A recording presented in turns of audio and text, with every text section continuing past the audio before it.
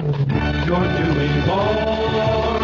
We're doing more. The Dallas Times Herald is pleased to announce the hare has finally beat the tortoise. In the past 6 months, the Times Herald has gained in total Sunday readers. The news is lost. And while we've always led the news in Dallas and Dallas County, it's nice to jump ahead in total circulation, too. We've made ourselves the better paper. You've made us the bigger paper.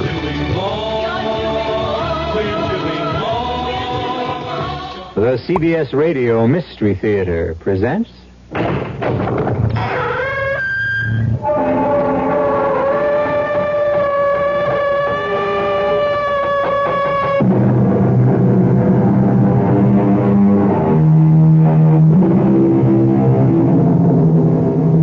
Come in. Welcome. I'm E.G. Marshall. Ferndale is an average small American town surrounded by nice middle-class American homes. It is located in a middle America state and is about as representative of the United States and what its citizens are all about as you can imagine. Nobody in an atmosphere like this has any contact with violence nor walks in any fear, except who knows what hides in the private jungle beyond any respectable door. Pow! Gotcha. That's center. All right, Billy. Give me the guns. Oh, Mom, can't I take him to school? Sorry, partner. But I wanted to show Clancy Williams. Unlatch that belt, paleface, or I'll use it to make your other end red. Better get on your horse. Bye, Mom. I love you. I love you too, Billy boy. And I also could kill your Uncle Ralph for this stupid birthday present. Guns. What place do they have in our life? Or anyone's? Why does the back doorbell always ring when you're at the front?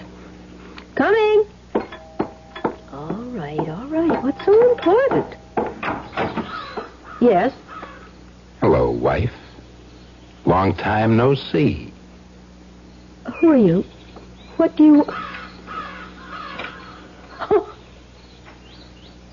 Oh, no. It could be...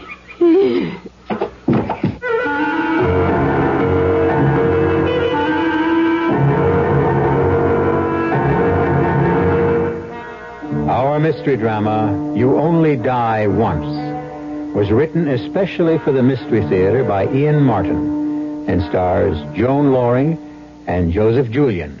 It is sponsored in part by Buick Motor Division and Anheuser-Busch Incorporated, Brewers of Budweiser. I'll be back shortly with Act One. This is the world of the piston engine. An automobile engine that's reigned supreme all of this century. You've just entered Mazda's rotary engine world.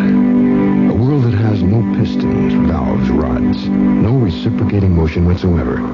It is therefore a world of uncanny quiet, serene smoothness, an uncomplicated world with far less to go wrong. It's a world where clean air requirements, good mileage, and incredible performance exist harmoniously. You have to drive this car to understand why Mazda's rotary engine may replace the piston engine. Time demands change. The past gives way to the future. The rotary engine Mazda. Test drive the Mazda and discover the astonishing difference in Mazda's rotary engine world. Experience the future today at R.D. Rhino Mazda in Fort Worth. Another winning season for Cullman Bourne Sporting Goods. That makes 72 in a row. You can be a winner during the month of August at Cullman Bourne's Anniversary Spectacular. Start your own streak in the Billiard League with a Brunswick Commander pool table. 7-foot table, originally $335, now $259. The 8-foot table, originally $349, is now only $279. During Cullman Bourne's 72 in a row Anniversary Savings Streak in every department. At all 9 Dallas-Fort Worth locations.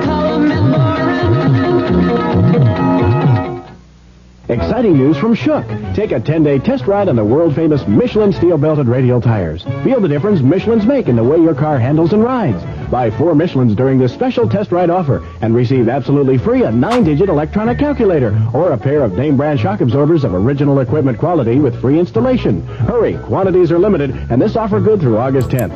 Shook Tire and Rubber Company, your Michelin and undercar specialist. 2 convenient locations, Mockingbird at Irving Boulevard and Rawson Field. See you at Shook.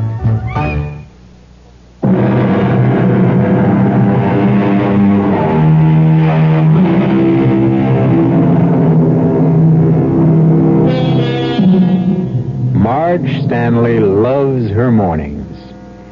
In fact, she loves her whole life. It suits her. It's just her style. She's naturally a morning person. By 8 a.m., Billy is off for school and her husband Howard off for the bank.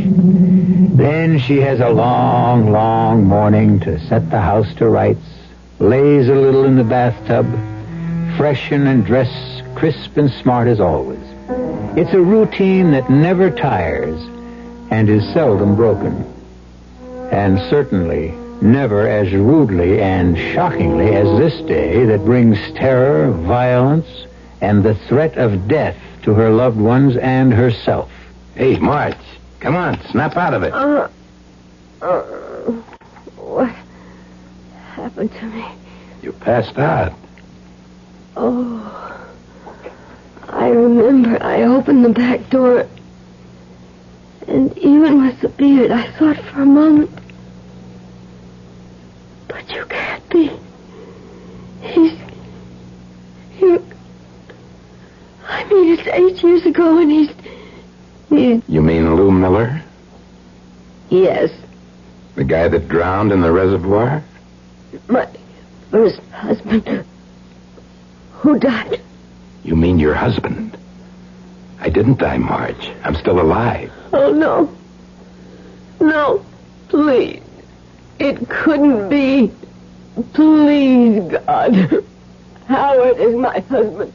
Howard Stanley is my husband. Whoever you are, please go. You know who I am, Marge, just as well as I do. But you drowned. There was no body, Marge, remember? You didn't drown. You are Lou. That's right, baby. Oh. I've been fingerprinted enough places to nail that down for sure. Oh. So, no welcome home kiss for your loving husband? You're not. I have a husband. A meek little Joe who took off for his daily walk to the bank, huh? Mr. Howard Stanley, right? Yes. And a son, too. Cute-looking kid. How old is he?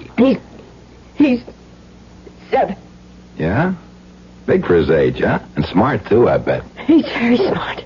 Just like Howard. He must be. 7 years old and in the 4th grade. Never mind, Billy. It's you. What happened? Where have you been? Now, that's, like they say, a long story. Tell you what. Why don't you fix me some eggs and bacon the way you used to? And some good hot steaming drip coffee, like the old days.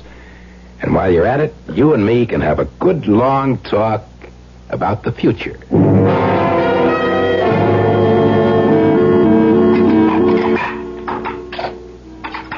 What did you come back for, Lou? I'm your husband. After walking out on me for 7 years? I didn't walk out on you, babe. Remember, I was... But you're not. You just deserted me. Did you get a divorce? Why should I get a divorce when everybody thought... So, you see, we're still married. Lou, what happened? Where have you been? Remember that summer, Marge? I'm not likely to forget it. Them 3 fellas held up that Pat's bank and lit out with $100 grand. Boy, was I glad I was a scuba nut that year. When they dragged the reservoir where they were sure the guys dumped the loot before they caught him, it couldn't turn up a thing. They did post the reward, 10,000 smackers. Biggest thing ever happened in our part of the country. How could I forget? Boy, I'm telling you, Sugar, I thought them water wrinkles would never wear out of my skin from diving after that bonanza. We were going to use the $10,000 for down payment on a house and a car. Are you kidding? I ever found that suitcase jammed in some crack? I wasn't going looking for no reward. That was all gone to me. You found it? No, I didn't find it. I worked down to the deep end. It was a good 150 feet there. What happened to me was I got swept into the spillway. The what? where the water runs out of the reservoir. Must have caught my head a real crack. I was stuck in a kind of a pipe. I got out of my tanks, and then I passed out. I must have lost my face mask then, too.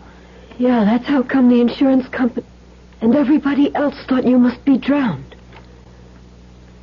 What happened to you? Well, when I came to, I was lying in some reeds, half buried in the mud.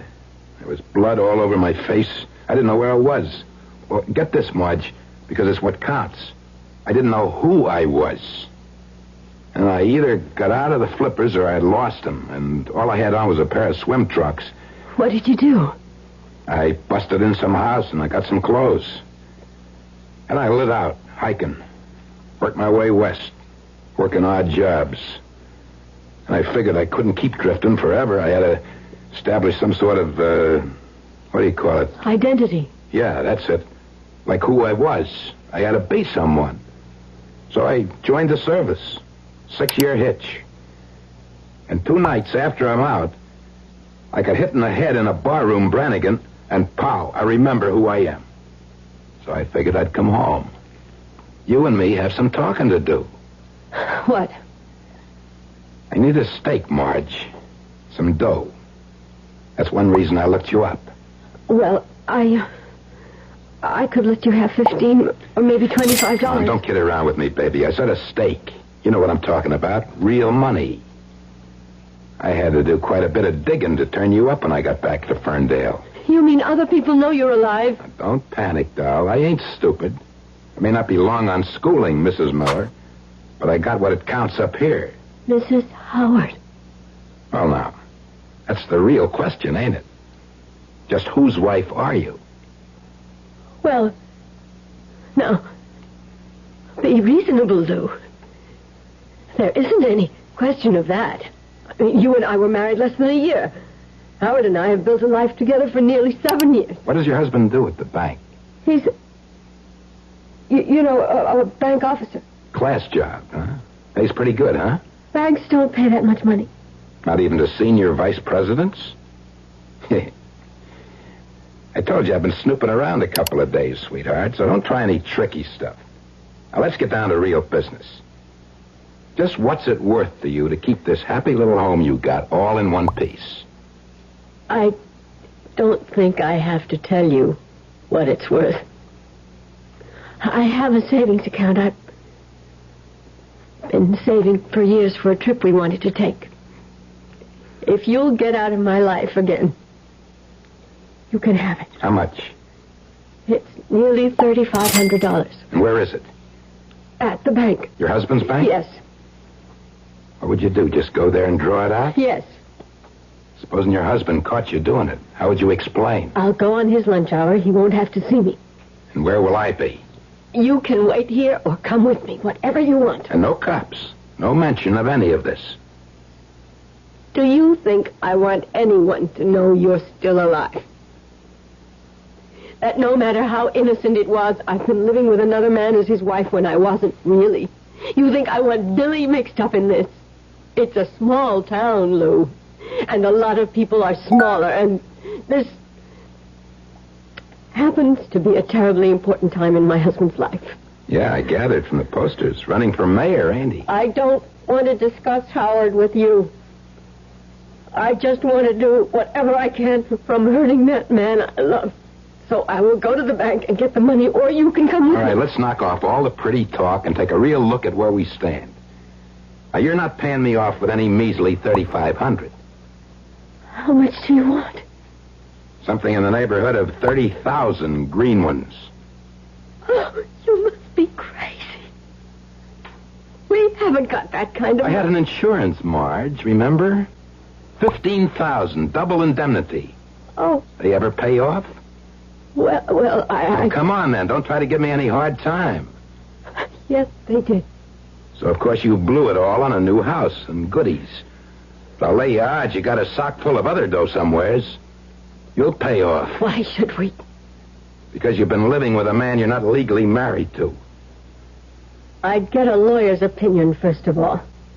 And I would be willing to bet right now that no court would hold me or Howard responsible for an honest mistake. You'd have to give back all that pretty insurance money. You can't collect on a corpse that ain't. That could be arranged. So you do have it socked away. Whether or not we do is none of your business. There's another little thought you might have in mind. How many votes do you think it's going to cost your husband for mayor when I make this public? You're just as much of a louse as I discovered right after I was stupid enough to marry you. Howard will take his chances. I think I can speak for him. Can you speak for him on everything? What are you getting at now? The one other person concerned in all this. Billy. You leave Billy out of this. How can we? He has nothing to do with you. It was a good try, Marge. But what kind of a lunkhead do you think I am? First moment I found out there was a kid involved. Yesterday. I went and looked up the birth certificate. Oh. Billy ain't no 7 years old. He's 8. Oh. And as stupid as I am, I can count. That makes him my kid. He doesn't know that, Lou. He thinks Howard is his own father. Okay, baby, we could leave it that way. Just so you come through with the 30 grand. That's the only way you're going to get rid of me now. Until then, you got a monkey on your back.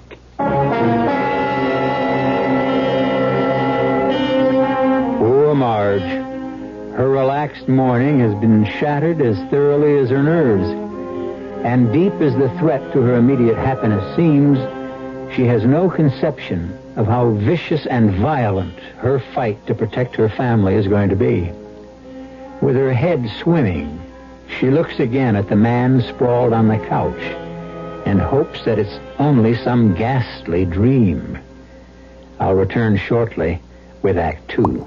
Friends, there are people within the sound of my voice who never enjoy the company of their loved ones except at mealtime. They're lonely men sitting and watching baseball games all by themselves when they could be watching a parade at Six Flags in the company of their sons and daughters. There are women in the audience, and you know who you are, whose usual words to their blessed little ones are things like, "Be quiet and stop that." Oh, how much better it would be for her to share the thrill of a fireworks display or a suspenseful escape act with her little tots at Six Flags this Saturday or Sunday. Now, I can hear you say, "I want to do that.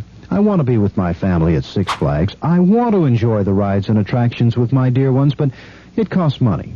Well, friends, now you can do it. Saturday and Sunday are family days at Six Flags. After 3 p.m., the charge is only $3.50 per person. Now think of it. Togetherness, a harmonious family for only $3.50 per person. Saturday and Sunday after 3 p.m., and the park will be open late both nights. One of the delights of backyard barbecuing is eating with your fingers. One of the disadvantages is having to swat bugs with the same fingers that hold juicy, drippy hamburgers. Hi, Frank Lieber here to tell you that's why True Value hardware stores have Raid House and Garden Bug Killer, so you can make sure that ketchup and mustard mess goes no further than your fingers. Raid kills bugs dead, but used as directed, it won't harm plants or shrubs or your pets or the food that you serve outdoors. True Value hardware dealers suggest you use it this way.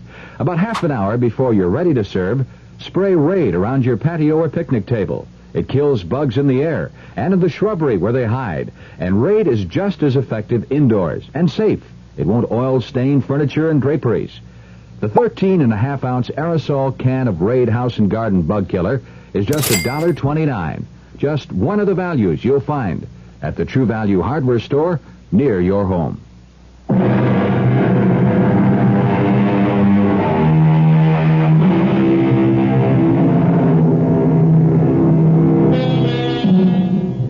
The shock of meeting a husband you have believed dead for over 8 years is enough to numb and scramble anyone's mind. At least Marge found it so.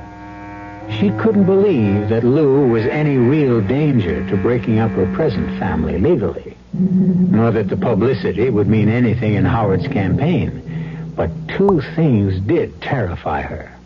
The effect it might have on Billy, and the tension, a kind of mad and inhuman quality that underlay everything that Lou said, as though, in some inexplicable way, he was dead inside, that he was a ghost returned from the grave. You stay away from, Billy?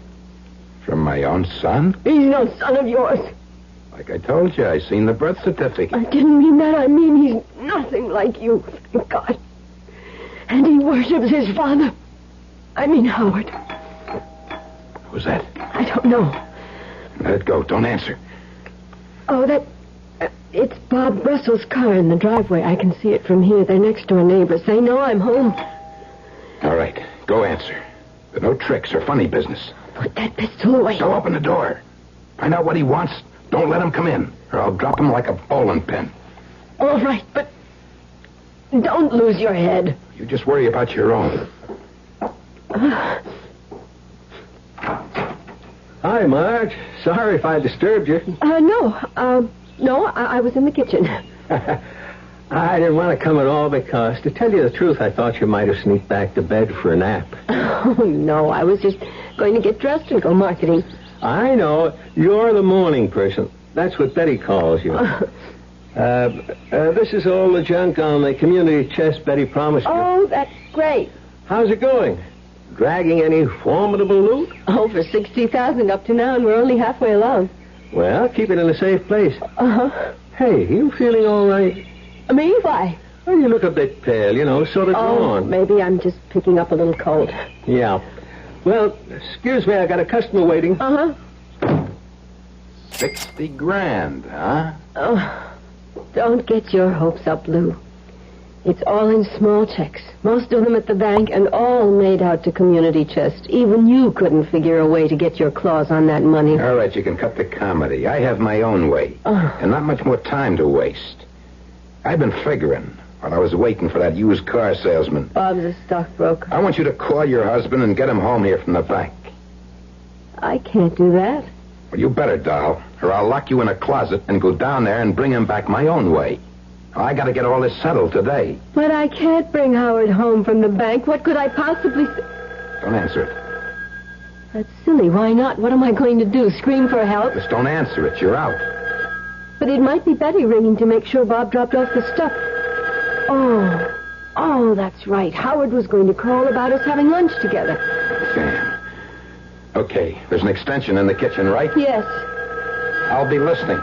And don't try anything or I'll kill you. Might as well know I have nothing to lose. Hello? Darling, it's Howard. I'm calling about lunch. Where are you whining me? Well, what was that? What was what?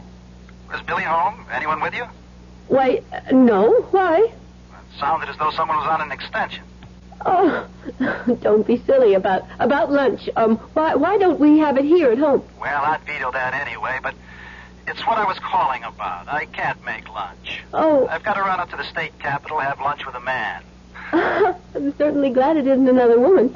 Couldn't you put it off for today? I'm sorry, honey, not a chance. See, this guy has got the votes I need in his pocket. I want to be mayor, honey. Just long enough to clean up our own little backyard. I know, dear. So, when will I see you?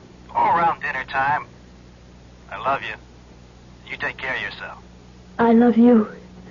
Howard. Why did you let him get away like that? What could I do? I'll tell you what you're going to do. Call him back. Get him here. How? I don't care how. Tell him you're sick or Billy's sick. Lou, I can't get away with that You now. do what I tell you, damn it. Call him. Why can't I tell him the truth? You want to? He's got to know sometime. All right, then tell him here, where I can handle him. And he doesn't get any fancy ideas of ringing in anyone else. Dial. I'll call his private number.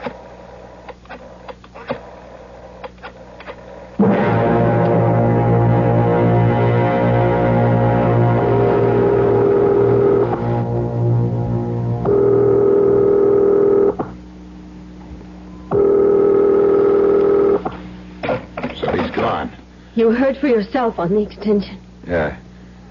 Well, maybe just as well. Now, look. I'm coming back to something. That insurance money. But it doesn't really exist now you're alive. You listen to me. Please. That hurts. A lot more things going to hurt if things don't go my way. Now, first, the insurance money. Where is it? Don't get me mad, baby, or things are going to start getting real rough. When it finally came through, he put it in a custodian account for Billy. That's real nice. Only Billy doesn't need it anywhere near like his old man does. So I'll tell you what. We got it made. Howard's out of the picture. So you and me will just stroll over to the bank. You can draw out the $30,000 and give it to me, and all our troubles will be over. That won't work, Lou. Why not? Because Howard is the custodian, not me. Damn. Why does everything have to go sour for me? Now what are we going to do? I told you I have a little money in the bank. Now let's forget that chicken dribble. You don't seem to realize the spot you're in, Marge. I'm no small-time operator anymore. The chips are all down with me, so I can't lose except all the way. So you better listen to me and jump whenever I tell you to. You don't sound real. Well, this ain't no ghost story, honey. You're going to have to live with this one. And I'm stuck here until that half-pint husband of yours gets back. Why don't you go away and come back this evening? I've got a whole day of appointments. I ain't going nowhere. Neither are you. But it's just like kidnapping. You named it, baby. You named it. All we're waiting for now is the payoff.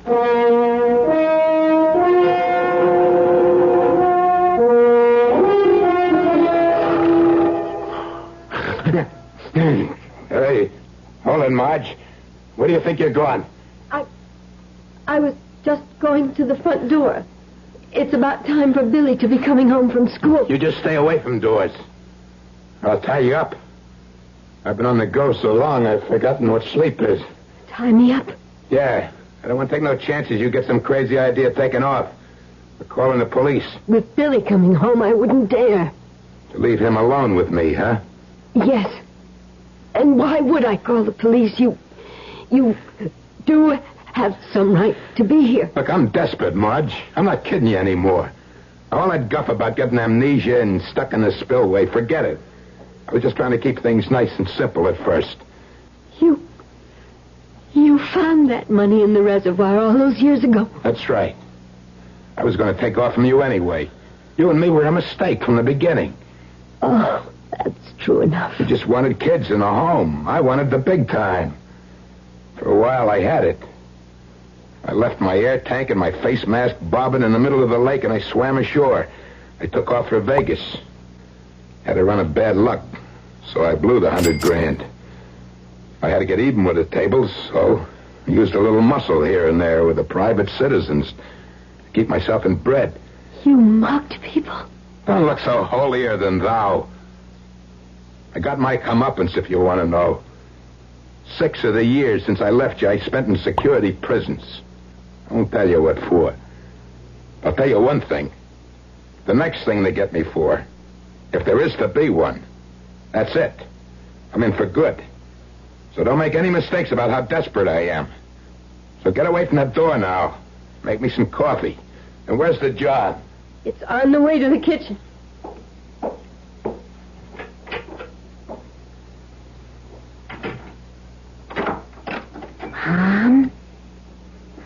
Mom. Good. She's in the kitchen. Just get my guns and strap them on. Better hide unless that's the law. I could use something to eat with a coffee. All right, Lou. Who's Lou?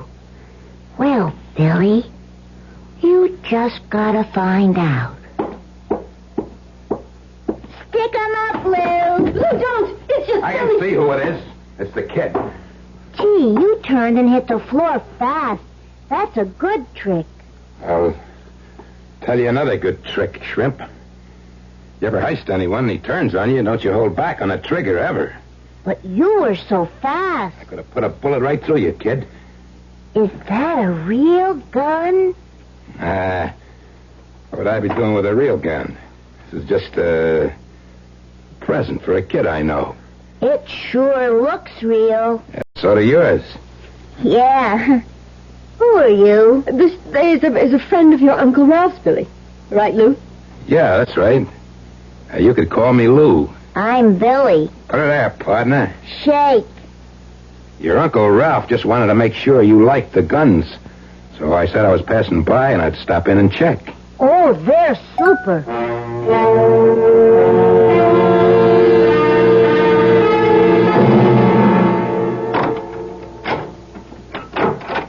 Hi, darling. I was just trying to find the darn key. Who are you? Unexpected visitor. A friend of the family. Marge's side. She asked me to get the door. She's feeding Billy. Come on in. Oh, sure. Sorry, it's just it was such a surprise. Have we ever met? No. Oh, don't let the get-up put you off. I just came off a camping trip. Oh. Well, you seem to know who I am. You want to tell me who you are? Sure. Lou Miller. Lou Miller? But you're... That would make it simple, huh? No matter how scary a ghost is, there are ways of making him disappear. Now, me, Howard, I'm the real McCoy. Like, if you want it right between the eyes, I'm Marge's real husband, and that's my kid inside. Oh, my God. Maybe it won't take too much praying to turn me back into a ghost. That's what you and me are going to talk over, Howard.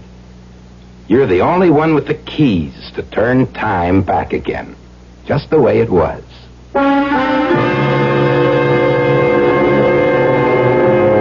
A completely stunned Howard can only stare at this specter from the past. A man so evidently his physical superior that he could not solve anything on that level, nor on any other level, as he is about to find out. I'll return shortly with Act 3.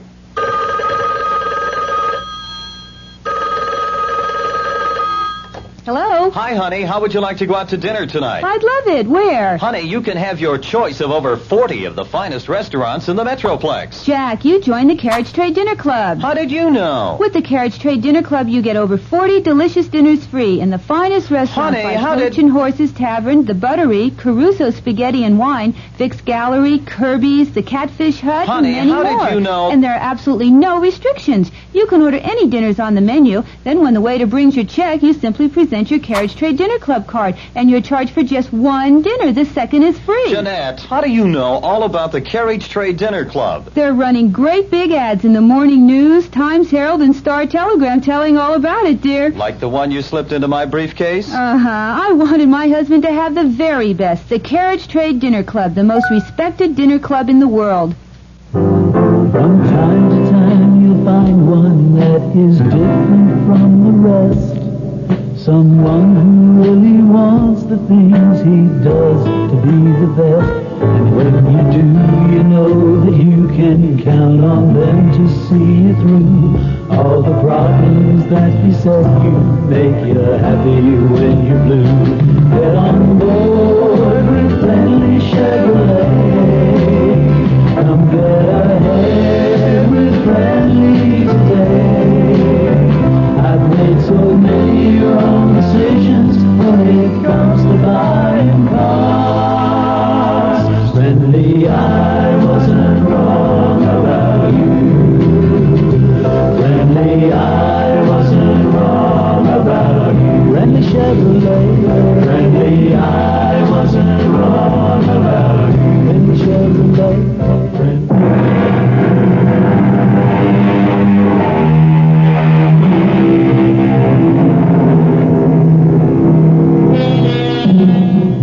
Howard is about to have his first meeting with something which neither you nor I, or at least most of us, would be able to handle. Total immorality. And it takes not much longer than a few minutes both to tell Howard the story of Lou, and very little longer to realize that he is dealing with a man who has nothing left to lose. Not even his conscience. What you suggest to Marge is impossible. Why? Because everything, bank books, money, drafts, checks, anything valuable is locked up in the vaults by now. So? You're executive vice president, aren't you? Yes. You got the keys, haven't you? Yes.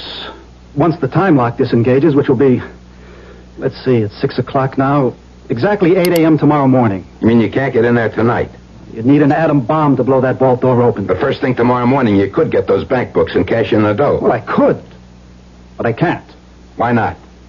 Because, first of all, the money for the insurance was left in trust to Billy. It could only be spent on him. But that no longer holds either. The money isn't Billy's or anyone's but the insurance company's now. How come?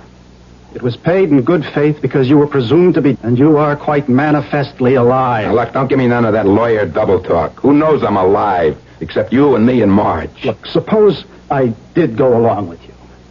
As soon as you'd leave, what's to stop me from going to the police and telling them what's happened? For this chicken feed, nothing much. Wouldn't be worth coming back to put a bullet hole through your head, or Marge's, or the kids. Your own son? Who wants him? I never did. One big reason I lit out. You're welcome to him. Daddy, why didn't you come in and see me as soon as you got home? Well, I knew you were eating dinner. We have a visitor. He heard his father's voice, and there was no holding him. Want to see some of the tricks Uncle Lou's been showing me with my gun? Uncle? Lou's a friend of Ralph's, Howard, and just sort of got made an honorary uncle. It's all right, Marge. I know who Lou is. Oh, the twirly parts I'm not so good at yet because my hands are kind of small, and I haven't had enough practice, Lou says. But I'll show you one thing he taught me. Turn around, Lou. Billy, I really think... It's okay, Marge. Let the kid have his fun. Okay, I'm turning my back. I don't know you're there. Stick 'em up. Ah, you got me. Best center. See, Daddy? See? If you're going to heist a guy and he starts to turn on you, hit the trigger right away. That's what Uncle Lou taught you? If you don't want to find yourself... But supposing the other man doesn't have a pistol? Who takes chances? Besides, Billy knows I have one. Still there, you see? That's not a real pistol either. Oh, of course it isn't. Who'd have a real pistol in this house? Can we play some more now? Nope, Billy. That's enough. Time for bed. Let's go. But I don't want to go to bed. I want to play some more. It's time, son. Oh, well, okay. You'll come up and say goodnight too, Uncle Lou. Sure. If you take off right now with your mother. Okay, chum. Up the wooden hill. You always say that. It's a staircase. It's what my mother always used to say to me. You're a cute kid. You wouldn't think it, but I really go for kids. And them for me. Him and me can have a real ball this weekend. You're not welcome in this house. What's the matter, Howard, boy? You afraid I'm going to let Billy know you ain't his real father? For his sake. It would be better for your son not to have his whole life shaken up. Well, I got news for you. If you and Marge don't play things my way, this whole family's going to get shook right out of sight. Now go pour me a shot till we get the kid out of this, and I can lay out for you and Marge just how we're going to play this thing. You can't ask me to rob my own bank. I ain't asking, I'm telling you. On Monday morning, once that time lock's off, you pack a suitcase with $250,000. And don't go writing down serial numbers. And keep the bills as small as you can. But what's the point? You can't get away with it. I'll be sitting here with Marge and Billy, and little Bertha here. Anything goes wrong with the outline I already gave you, anything, you're suddenly out a wife and a kid, right? But no matter how much time we try to set up for you, your getaway, the police will be right on your trail. How, Howie boy, how? Remember? I don't even exist. Who'd be looking for me? When we tell our story. Don't you see it all, Howard? Do you think any of us is going to be alive after... Who the devil is that? What kind of a double cross is this? That's the sheriff. Now, look, don't lose your head. He's an old friend. He could have stopped by for a dozen reasons. Well, one of them better not be me. Now, listen, both of you. I'm going upstairs with Billy. You leave all the doors open. If anything goes wrong, let me tell you both, this is a real gun. And the first shot I fire goes right through the kid's head. Your own son. What kind of a man are you? The kind neither of you patsies would like to find out about. Open up and get rid of him. Hey, Jim. The lights are all on. I knew someone had to be home. Yeah, well, we were just sitting down to dinner. Well, this won't take long, but I'd like to step inside. Sure. Hi, Marge. Hello, Jim. Everything okay? Of course. Why not? Well, I don't know. You just don't look yourself. You're always so full up of the old get up and go. Oh, that I think I got a touch of the flu. Oh, sorry. It's going around these days. I got 2 deputies out with it. Or else they got a couple of girlfriends my phone tabs haven't turned up. Maybe there's a gap in the tape. Jim, Marge sort of had dinner on the table practically, so, Oh, sure. But what I have to say can be said quickly.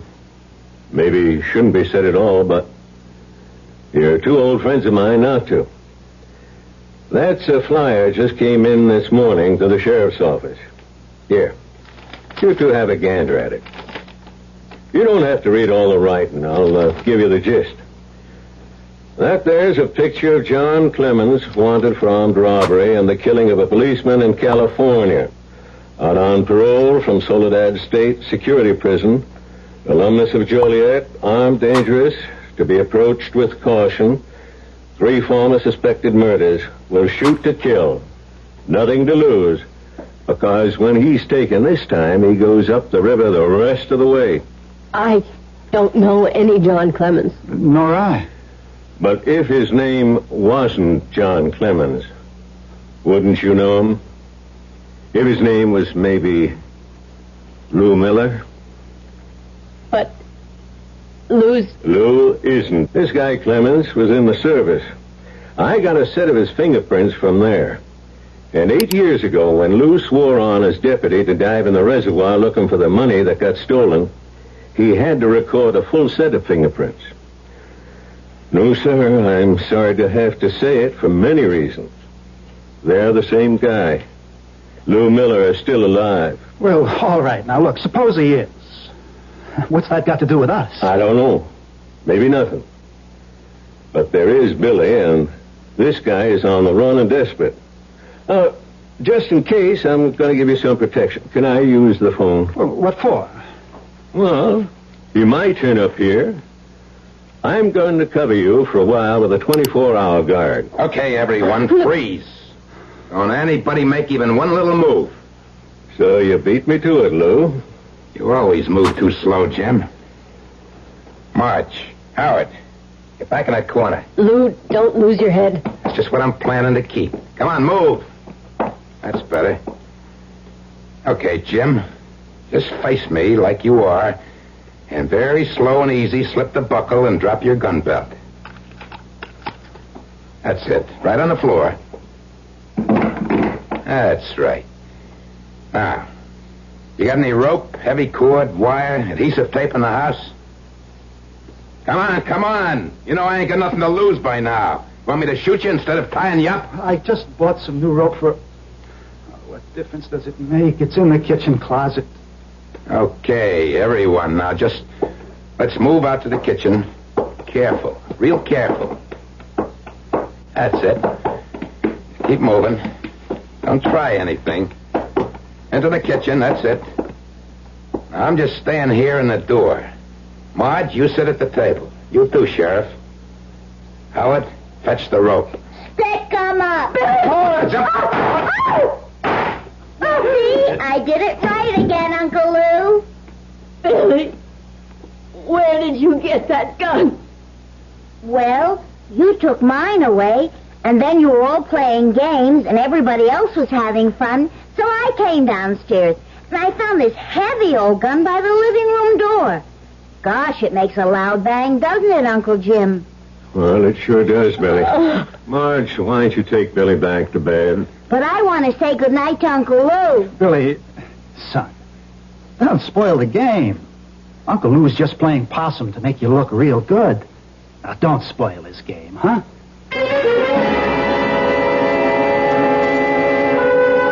How is he, Sheriff? Bullet got him right in the spine. Too late for the ambulance. How is he, Howard? This time he's gone for good. Oh. Did you get Billy to bed? Yes. What's going to happen to us now? Howard, what have I brought on you? We'll weather it, Marge. But the whole story will come out now. And I'm not thinking about us. But what it'll do to Billy. What a thing to grow up with. Just a minute, you two. Isn't there a quote somewheres about God moving in a mysterious way his wonders to perform? Well, that's almost the exact quote, but... Main thing, it seems to me, in all this is to keep Billy from being all broke up over what was an accident. Jim, when this story breaks in the papers, how can it be kept from Billy? The question is first, can it be kept out? How? Of course, there's got to be a story. A man is but a story about what man? I don't understand you. You're returning that insurance money to the company, of course, Howard. Well, naturally. So now let's take a good, hard look at the rest of it. Now, I intend to have a long talk with Judge Markham. Now, I can't answer for him, of course, but I've known him all our lives. Now, if I was in his place, here's the way I see it. This man's legal name is John Clemens. He's been using that name for over 8 years. He's a known killer. There's a statewide alarm out for him. So now, here's me, the sheriff, an old friend of yours, visiting for the evening, when this John Clemens tries to pull off a heist. 2 shots are fired, one from my gun, one from his. The one from my gun kills this John Clemens. So, where does Lou Miller figure in this? A man already 8 years? You mean Billy, the whole time, doesn't have to know exactly what he's done? It was an accident, Marge. The child has no idea what he's doing. Who'd want to place this burden on his shoulders? Like I say, it's not my decision, thank God. But I'd hoped Judge Markham feel about it that you only get a chance to live once. Seems fair enough to me. The best you ought to have is, like him, one chance to die. What would you do? What would I do? Faced with a decision like this. Open up an old, closed Pandora's box and saddle an 8-year-old child with a swarm of circumstances he's not equipped to handle and mark him for life? Or leave the alternative truth that a man who chose another life and another name and who long deserved to die finally met his comeuppance, killed by a bullet fired in self-defense. Perhaps the sheriff said it best. God moves in mysterious ways. I'll be back shortly. On the corner, churches, kitchens, making golden fried chicken. Right before your eyes, always crisp, deep fried. The way chicken should be fried. Golden crisp flavor, fresh in every bite. Drop by Churches, fried chicken kitchens. The golden taste of Churches comes ringing through. There's a party in every box of crispy Church's fried chicken. And the bigger the box, the bigger the party. Whether you're celebrating the fall of the Roman Empire, the 48th anniversary of the Little Orphan Annie fan club, or whether you're celebrating 5 o'clock today, a box of crispy, crunchy Church's fried chicken will make it happier with a double crunch in every bite. Take home a party. Take home Church's, the crispy lover's chicken. Drop by Churches, fried chicken kitchen. The golden taste of Churches comes ringing through. The golden taste of Churches comes ringing through. If you wear or buy eyeglasses, you couldn't live in a better place than Dallas. Optics is right here, one of the nation's largest suppliers of glasses and contact lenses. Opticians and optometrists all over the country send them work. And now, Optics have a special plant sales room open to the public. That means anybody in the Dallas area can now enjoy Texas-size savings on all glasses and contacts. The widest choice of quality frames, a complete choice of lenses, clear, tinted, bifocals, contacts, and the new half-weights, lenses that are half the weight of glass. Complete one-day service for most glasses, too. Full satisfaction guaranteed. Optics Vision Center, the special direct sales outlet right at Optics Plant, 2534 Royal Lane between Stemmons and Harry Hines. Open to the public Monday through Friday, 8:30 to 5:30. Saturday till 12. Come in and see for yourself. Put on a happy face at your vision center. The CBS Radio Mystery Theater presents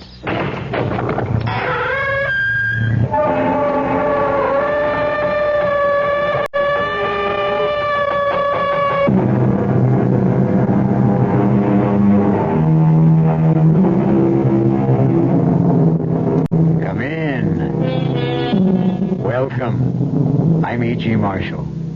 Welcome to the world of your own terrifying imagination. No storyteller is better loved than the gentle Robert Louis Stevenson, who wrote Treasure Island and A Child's Garden of Verses. But strangely, there was another side to Stevenson. He was also the man who could write the blood-curdling history of Dr. Jekyll and Mr. Hyde. And this tale of violence and voodoo you're about to hear, called The Beach of Falesa. Here, take a look through my glass. Thank you. Catch a bit of white there to the east today? Yes? Yeah, that's your house. When George Underhill saw it, he said, "Oh, I've dropped into a soft thing here." Only saw him once more, and he changed all right. What do you mean? Well, I don't know if it was the gin or a strange kind of sickness, but they found him one morning hanging upsides down from his veranda rail, crazy as a loon, carrying on about someone watering his copra. He died in a convulsion. Oh, was it thought to be the island? Oh, no proof. But the next man figures, Shorty said, blew his head right off. And the first of the line of the Benton Far East Company, old Adams, he just plain up and disappeared as though that tropical forest reached out like a octopus and swallowed him, hook, line, and sinker. No, sir. No, sir, Mr. Witcher, trader or not, promotion with your company or whatever. You wouldn't get Captain Ben Randall here to set one foot on the beach at Falesa.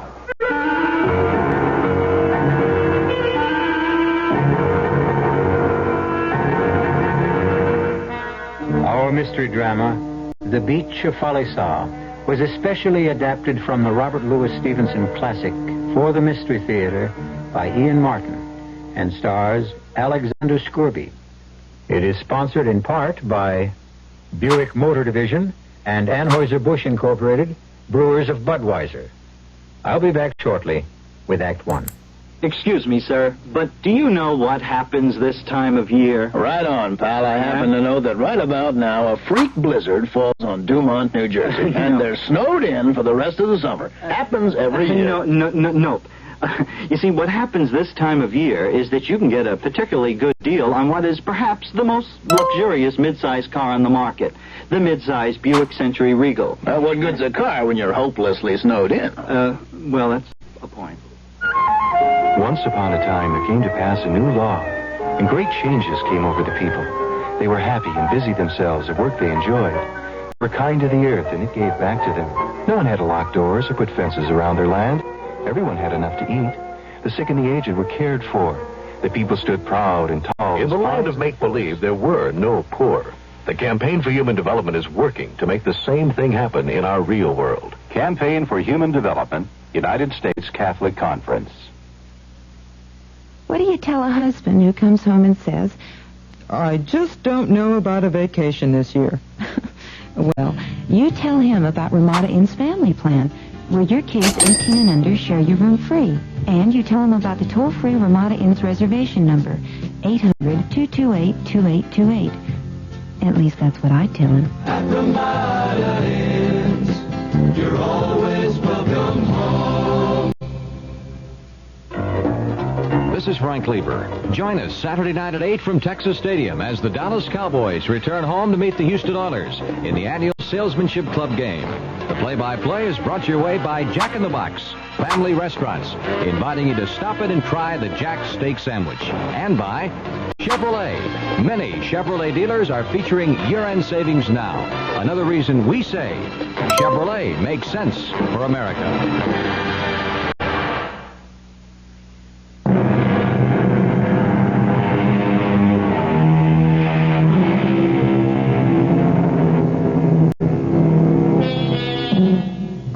Is the oil from the coconut and is used in the manufacture of soap and margarine. 75 years ago, when Robert Louis Stevenson was alive, young Britishers would mortgage 10 years of their lives in the Pacific Islands to make their pile and come back to England to establish a business of their own. This, then, is Henry Wiltshire's story, which he can tell better than I. It might might not seem like much to you, but when you've been down the line as long as I have, that beach at Falesa looked like a ruddy city. I mean, there were houses, what passed for a couple of streets, a church, and even a few of my own countrymen. For nearly 4 years, I'd been cut off in a mucky little island, maybe 15 miles long, but narrow enough so you could spit across it given the right wind. So, whatever the ruddy captain said about Falesa, I didn't pay him no mind. It wouldn't be long before I'd be finding out I should have. But right then, I was as excited as a kid at his first circus. Here's a boat coming now. She's right in the pass. Looks to be a 16-foot whaler. 2 white men in the stern sheet. Let's see that glass. Oh. Aye, that's Case, all right. And the pastor with him. Case? Trader with another company. I'll be glad of somebody who speaks my own language. I wouldn't be too sure of that. Jeremy Case has a gallows bad reputation. You know what a place the beach is for talking. Well, it's right nice of them to come out to greet and fetch me. Not you. No?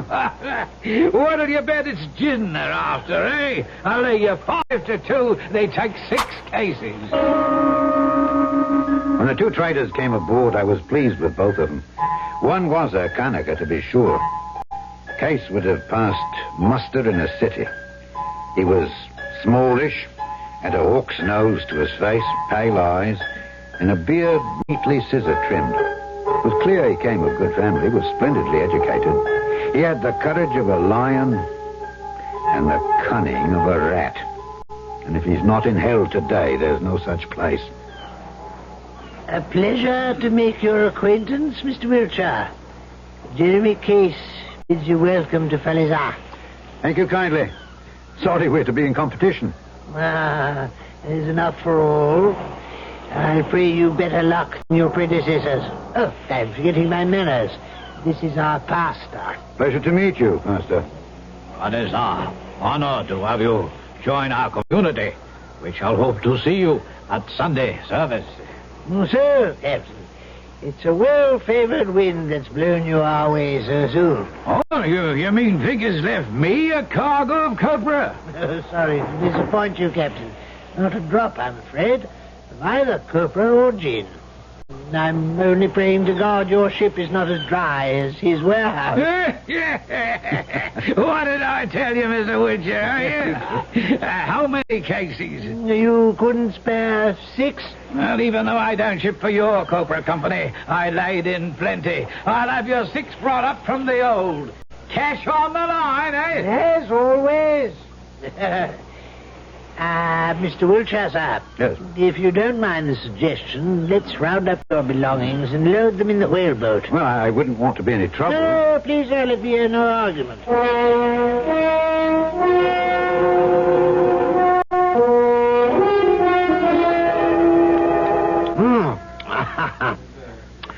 Oh, there's nothing like gin and lime to settle the stomach, cool the brain, and ease the mind. Yes.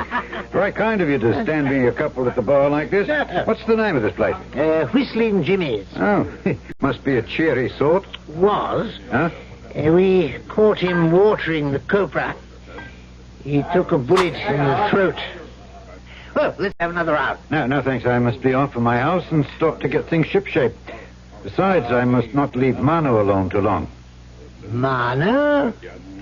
Well, you could have knocked me over with a feather when you hauled that 10-year-old out from between decks and said he was part of your belongings.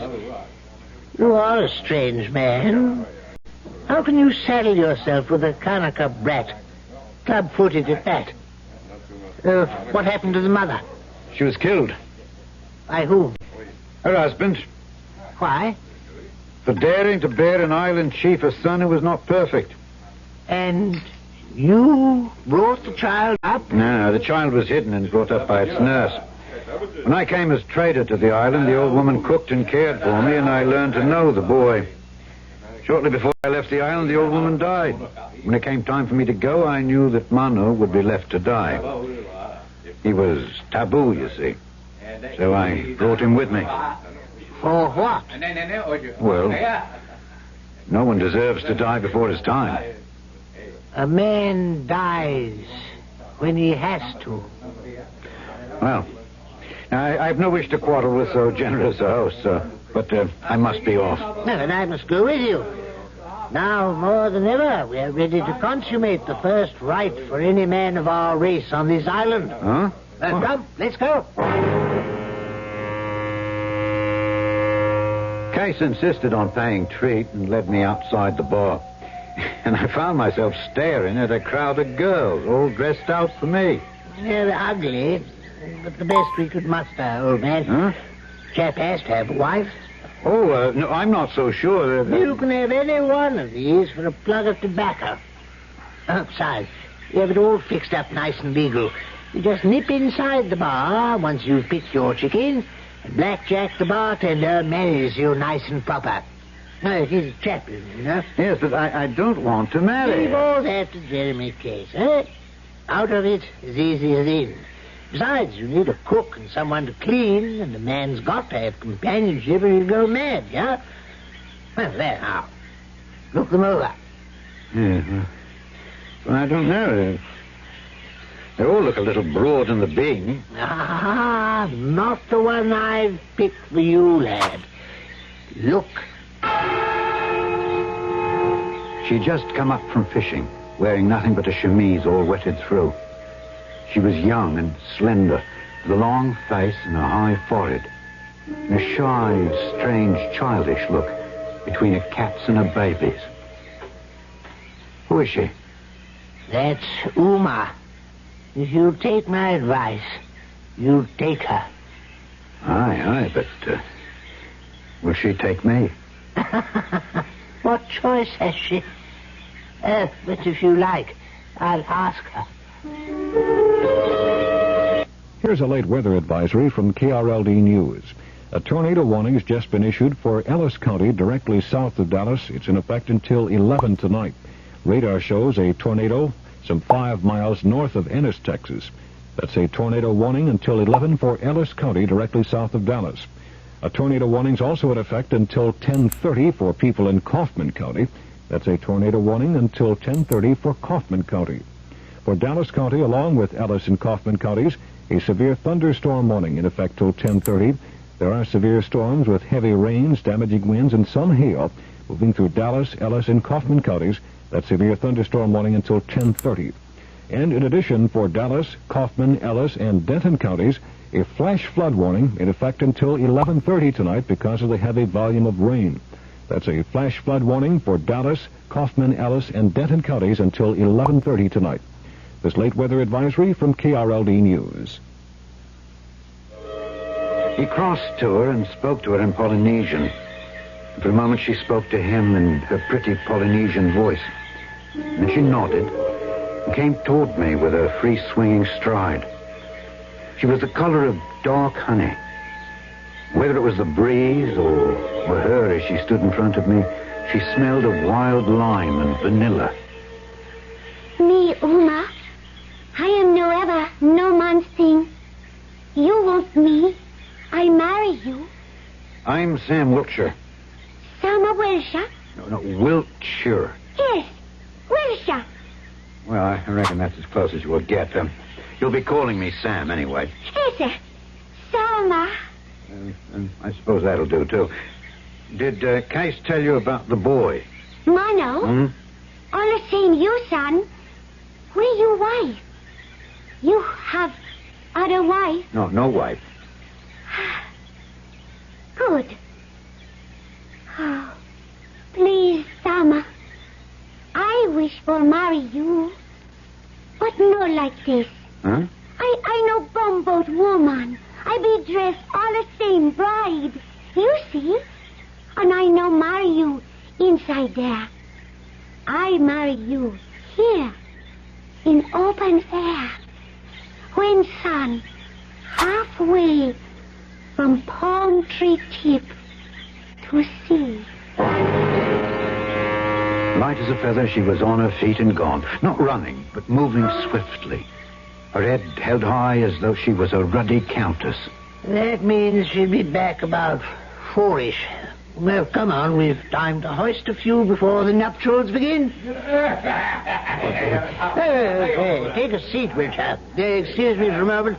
The bartender is also the minister, you remember? Yes, Mother Case. Gin and lime. In a moment. We'll be drinking all round. And you'll need your paper collar. There's to be a wedding. Savvy. New trader, Same kind paper, like always. Of course. I'll come with you and write it out for you. Massa still not say who. Lucky girl. Uma. No can do. Bad magic to white man like that. Not with Uma. You know that girl. I know that girl is the one to whom I want him married. To whom I will have him married. It suits our business. Do you understand? Yes, Massa. If Massa say so. Black Jug know only one thing. This can only end bad. He's written in sand. 2 people die. What kind of man is this Jeremy Case? And what his purpose? By what combination of charm, legerdemain, or simple threat does he seem to rule Falesa? To hold its people in the palm of his hand? Last of all, why should the enormous man called Blackjack shake with an unknown terror at the impending marriage of the new arrived trader Wilshire to by far the loveliest girl in the atoll? I'll return shortly with Act 2. Tell me, Madame Xanadu, can you really tell me anything about my future? If you concentrate and gaze with me into the crystal ball. Ah, yes, it is beginning to clear. I can almost see. Oh, tell me what you see, Madame Xanadu. I see that you are coming into some money. I am? Yes, and you will continue to receive even more. Oh, how much money will I get, Madame Xanadu? You will receive $4.20.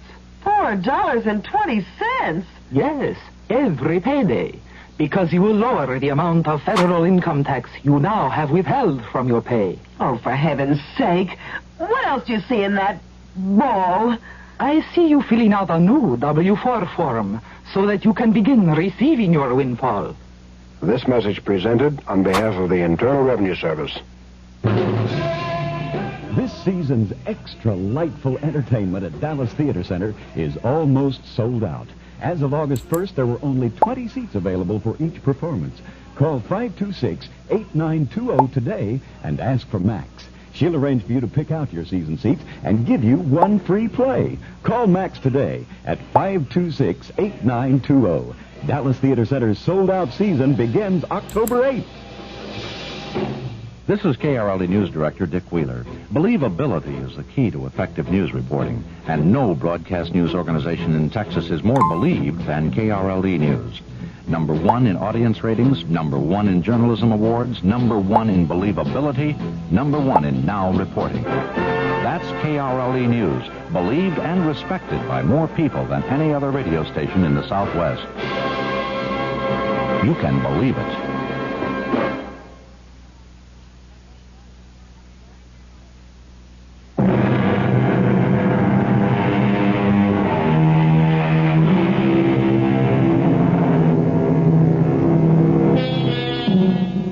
The Beach of Falesa, a tropical paradise.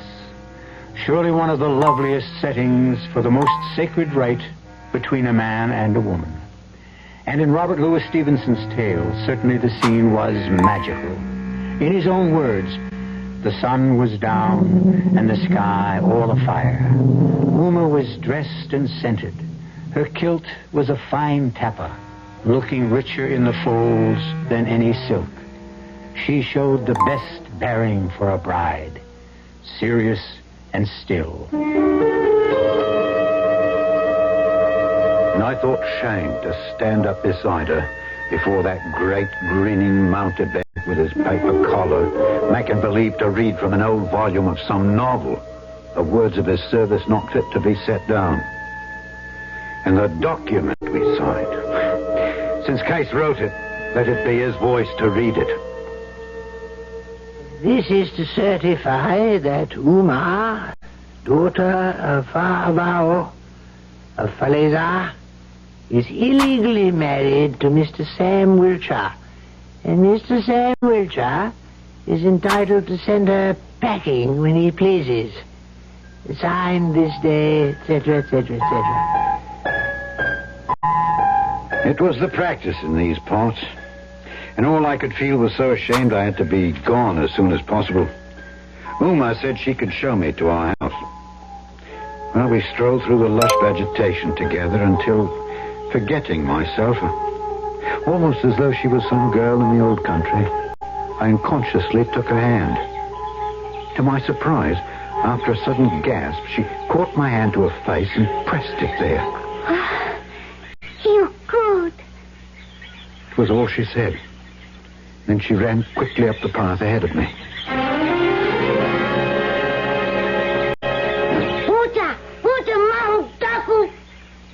It is good. Mucky, a boy. No, mano. But a father, you must say in English. He know my father. He is your Takashi. Without him, you be nothing. Leave off, Uma. Don't upset her. No, he must sabi. You are his tiki. You give him life. Oh, we understand each other. Hey, Manbo, right? Right here, Governor. Put it down. Good night, Sama. Good night. This place be good. You bet. Good night, Uma. Tonight, Mano go sleep by and by Bahavo's house. Why? This is your house. Bahavo, say more better. Tonight is wedding night, Sama. Oh, yeah. All right, I'll walk you and Favao home, all right?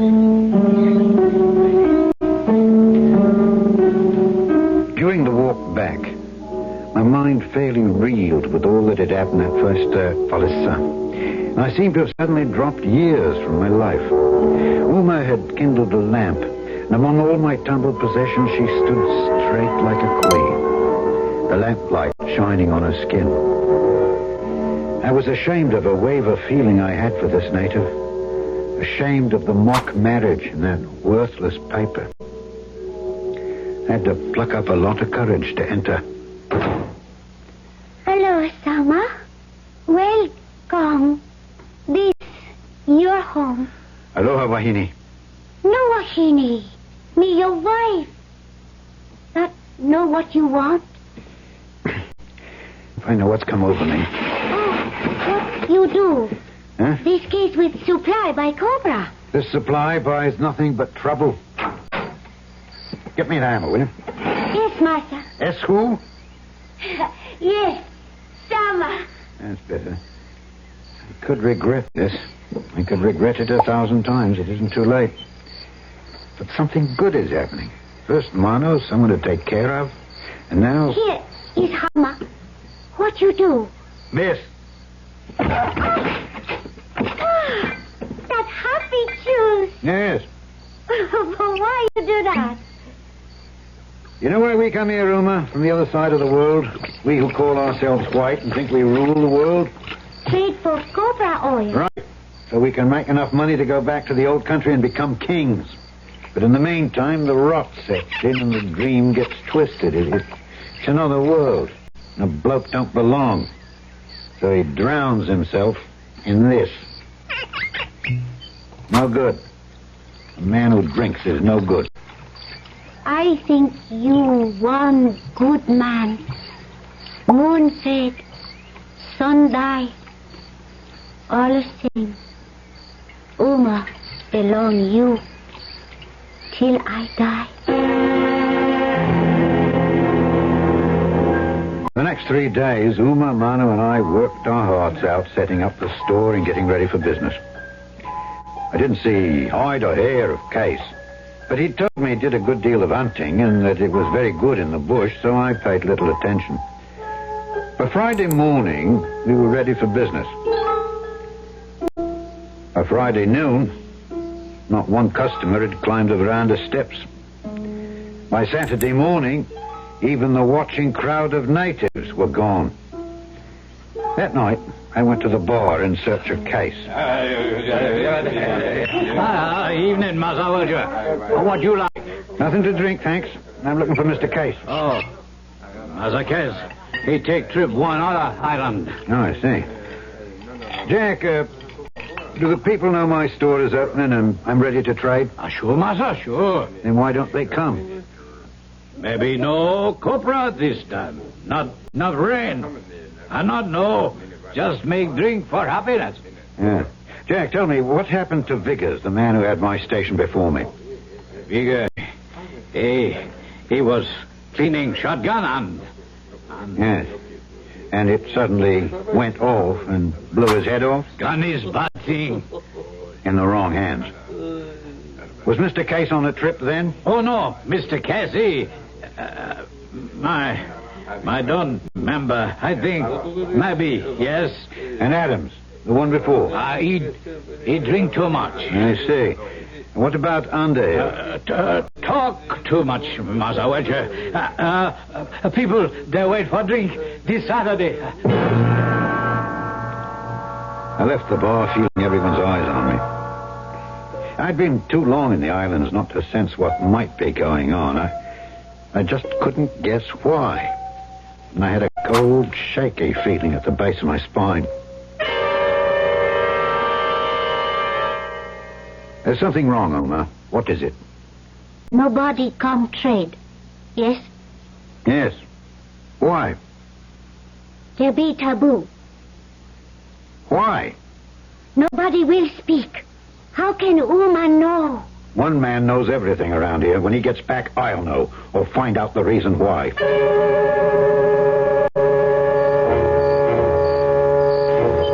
Case? Who's that? Wilshire, I want to talk to you. And put that pistol away. Reflex action, old boy. Not much time to talk, though. I just got back and... I know, I've been waiting for you. Case, here's a queer thing maybe you can answer. I'm tabooed. No, you can't be. Not possible. However, just to put your mind at rest, I'll scout round and make sure.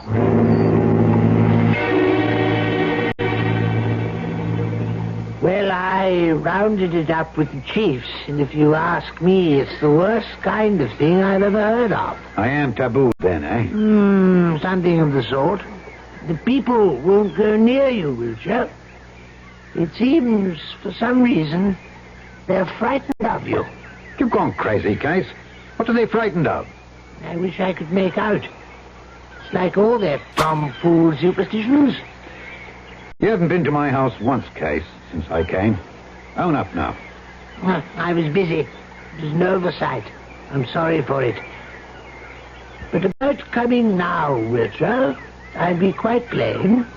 Yes? You mean you won't? I'm awfully sorry, old man. But that's about the size of it. In short, you're afraid. In short, I'm afraid. You belong here, Uma, if anyone can understand. Tell me, why am I tabooed? You mean you know, Savvy? How could I? We don't have such crazy things where I come from. Taboo belong all the same me. To you? Yes. Case want me for his woman, but I no want him. Case tell me, you love me so much, you no care. He no tell me, you no get cobra. So, I go away. What? Taboo go too. Then, you get much cobra. You like it more better that way. So funny. No. Hold on, Uma. Case seems to have played it pretty mean on the two of us. But I know now, and I don't want you to go away. I love you too much. No. Tell me true. Uma, I tell you true.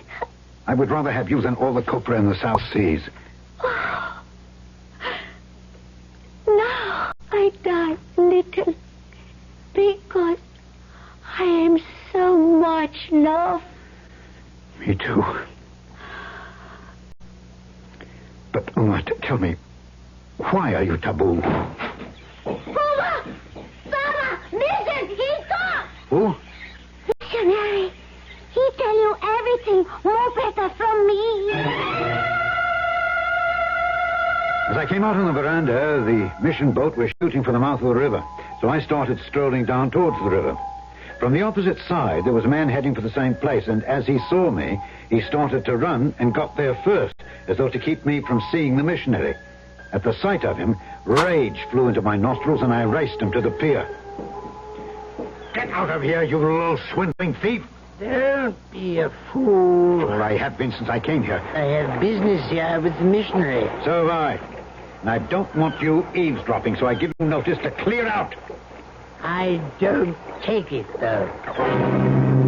He was quick with his hands, but had neither my height nor weight. Besides, I was blazing with a wrath that would have bit into a chisel. I hit him twice, once with each hand, and he went down with blood spreading on his face like a napkin. Some of you, I'll take it out of you. I could have put a bullet through you. Yes, enough for this time with the missionary and his crew as witnesses. But next time, I'll kill you. Father Talton, sir. I'm Sam Wiltshire. Benton Company's new trainer. The same. You make a poor impression rolling on the dock with a man half your size. There's a giant on this island, Father Talton. He seems to control it. Father Talton, I need your help. It was Case that you knocked down. It was. You're either a brave or a foolish man. I can promise you nothing except extreme unction when you need it. As I fear you may, since I know no way to protect you from the evil Falesa cast on your kind.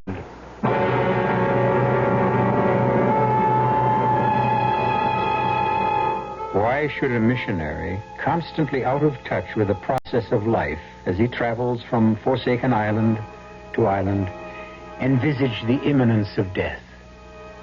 There are more mysteries that haunt these islands than the ancient one of taboo. I'll return shortly with Act 3. There's nothing wrong with drinking Budweiser sip by sip, is there? Well, the brewers of Budweiser think there's a better way. Sipping's fine if you're drinking wine. But Bud is the king of beers, a hearty drink. Look, rinse a 10 or 12 ounce glass with cold water. Then open a can or bottle of Bud and pour it right down the middle so it kicks up a good head of foam. Now, take a big drink and then swallow big. No sips. That's how it should be done. More taste, more beer drinking enjoyment. Thanks to exclusive Beechwood aging, Budweiser has a smoothness that lets it go down especially easy. Sure, it's an expensive way to brew beer, but brewing beer right does make a difference. That's why, when you say Budweiser, you've said it all. Anheuser-Busch, St. Louis. It's indoor golf time all this week at Northtown Mall. It's a great way to beat the heat and sharpen up your putting or driving game on Northtown's air-conditioned malls. Play a round of miniature golf on the tricky 9-hole course or drive a bucket of balls on Northtown's indoor driving range. And there's even a practice putting green. So go play miniature golf at Northtown. Only 25 cents per round, and the hours of play are from 11 a.m. to 9 p.m. every day this week at Northtown Mall, LBJ Freeway at Webb Chapel Road.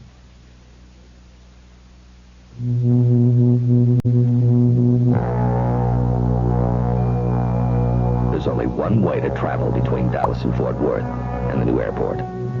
Sertran, the world's only luxury ground transportation system of its kind, can take you direct to any airline from any one of 4 off-airport terminals.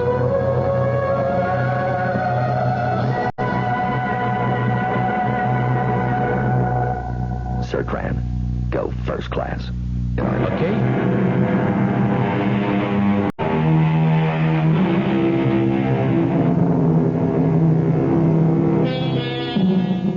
The pace that Wilshire set up the hill to his house left poor Father Tarleton sweating under his bulky robe and more than a little out of breath. But if he harbored any unchristian thoughts about his host, they were quickly cleared when he learned the first purpose of his visit. Now, here's the way of it, Father Taunton. This is Uma, the woman I was married to by Black Jack. The bartender? Mr. Jeremy Case, Esquire, informed me he was a pastor. The certificate was written by that same Mr. Case, a dandy piece of literature, I promise you. But I'm not ducking any responsibility. I'm what you call a sinner, and I want you to help me to make it up to the person I deceived. I shall be happy if I can. Right. Uma, give me your marriage certificate. Oh, what you want? Come on, you can trust me. You no hurt Uma. Give me that and I'll show you.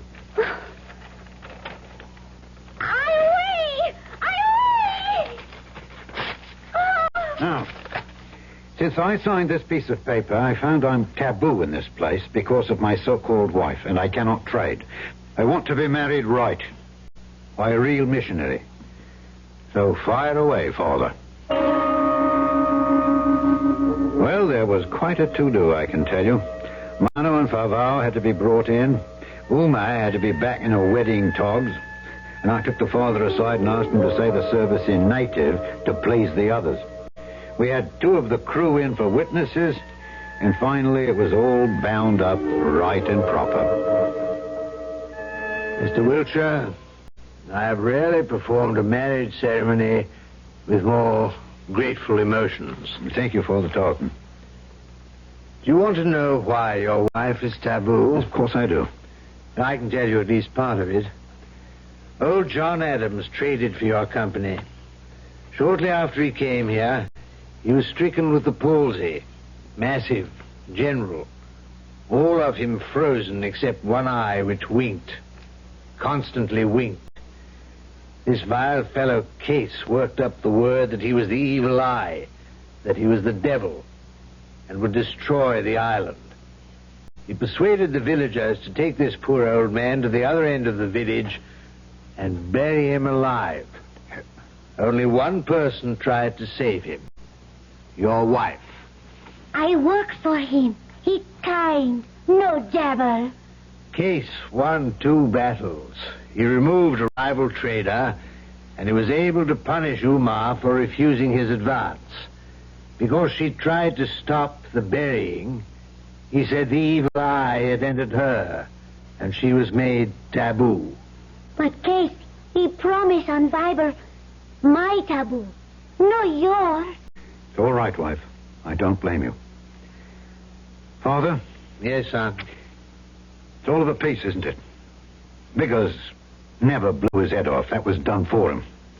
Underhill, he was a booze hound, which should have made it easy. He was poisoned. And Adams, buried alive. Now I'm tabooed. The motive is obvious, even if we have no proof.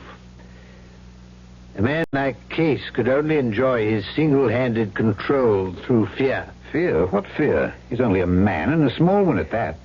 But he holds some dread terror over their heads. I cannot stay this trip, for I am due at Falealihi. I will return as soon as I can. As for Case, without proof, there's little I can do.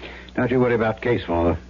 Now that everything's in the open, as it were, you let me handle Case. I didn't see him to speak to for several weeks.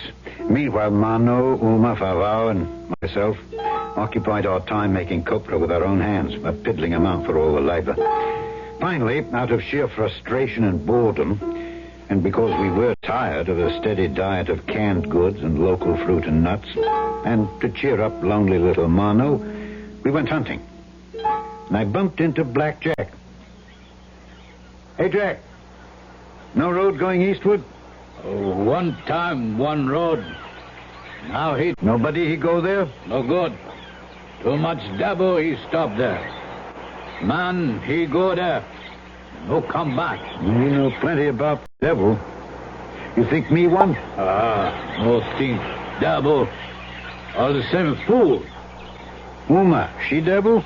Before he could answer, far across the bay, I see Case, come out from the hanging front of the woods, a gun cradled in his elbow. Hello, my friend, you no talk all the same true.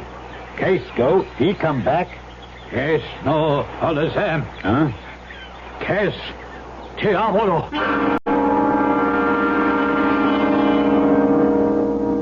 Uma, I met Blackjack when I was hunting today. And I saw a Case coming from the east end of the island, where there's no trail. Tell me, Uma, what does Tiapolo mean? Devil. I thought Aitu was the word for that. Aitu. Other kind devil.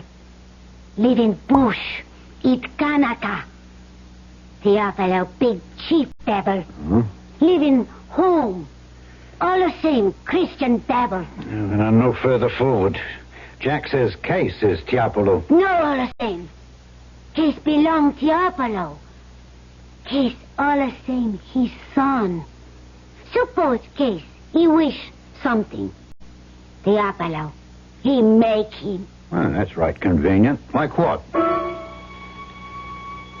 Out came such a rigmarole of stories I couldn't make head nor tail of them.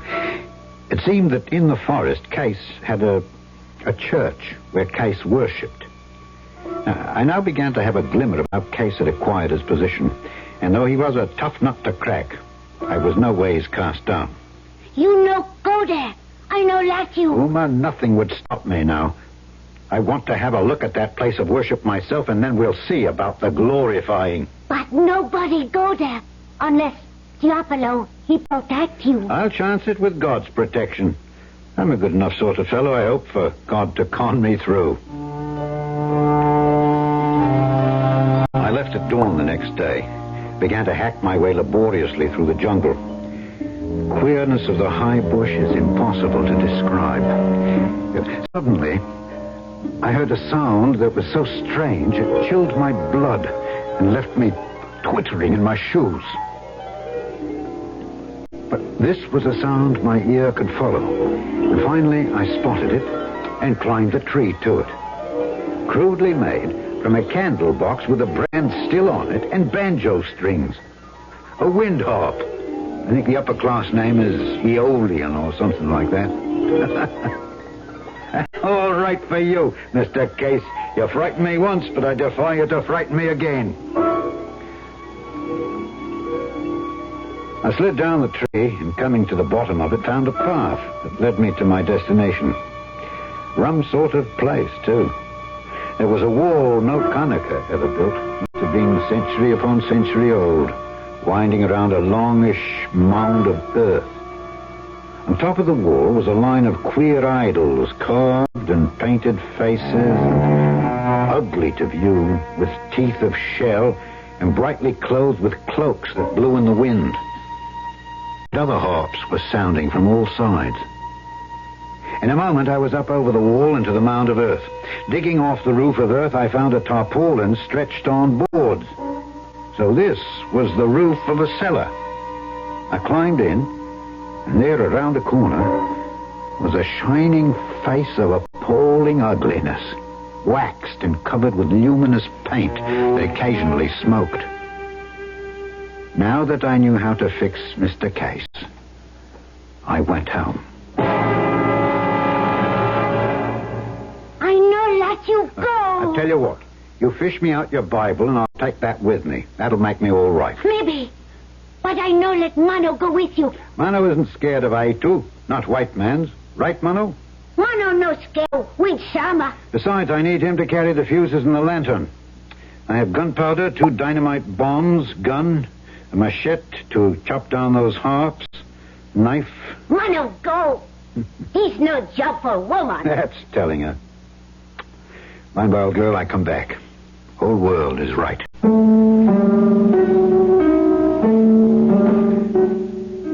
We almost didn't make it that night. Poor little Mano with his lame leg. But once there, it was easy. My charges set in the cellar, the harps hacked down as we passed them, the statues piled on the top, the fuse laid, the patent match lit. Only one small difficulty. On the way, half our fuse line had been lost, and I must have overestimated the amount of explosives needed for when they caught. Keep your head down, Mano. You all right? You betcha. Wow, wow. Some ought to say bingo bongo. We better get out of here. Now, wait. Let me light the lantern. There. Now, let me lift it and see just where... Nothing, ouch. What? Well, why you talk so big voice? Case, he's coming. My God, Uma, is that you? You're not afraid? Too much afraid. I think I die. Oh, me too. How far does Case beyond you? I not know. I lost. He be here. 1, 2. Lord, and me with a lantern lit. Fool that I am. Blow it out! Blow it out! Oh, no. And this is for you, Witcher!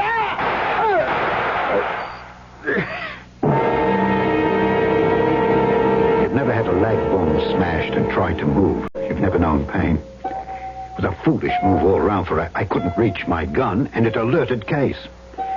He approached me carefully. His Winchester trained on me, his lips drawn back in a snarl that was supposed to be a smile. You fool. If you'd left well enough alone, I'd have made some deal with you later. Liar, you murderer. You have one more shot at me. Better be sure to be close enough so you don't miss again. Right between the eyes. Are you ready? I'd been as taut as a ship's hawser, but the moment he was close enough, I had him by the ankle, plucked the feet right from under him, and was on top of him with broken leg and all before he could breathe. His gun was gone, and he fastened his teeth in my arm like a weasel. Much I cared.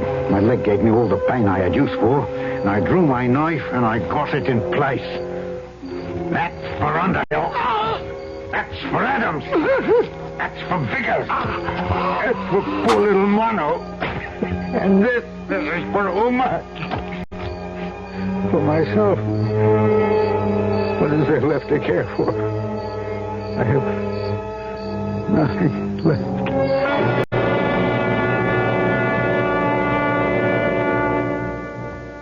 Huh? Where am I? Home. My leg? It is set. It will heal. Uma. You're all right. Yes. I still your little wife. Bullet hit only shoulder. Soon heal. And Mano? He gone. Huh? Join ancestors. Oh, poor little boy.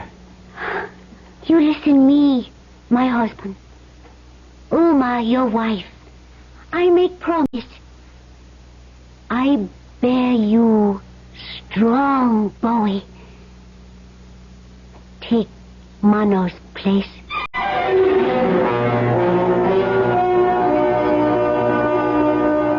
As it happened, according to Robert Louis Stevenson, Uma bore Sam his son, just as she promised.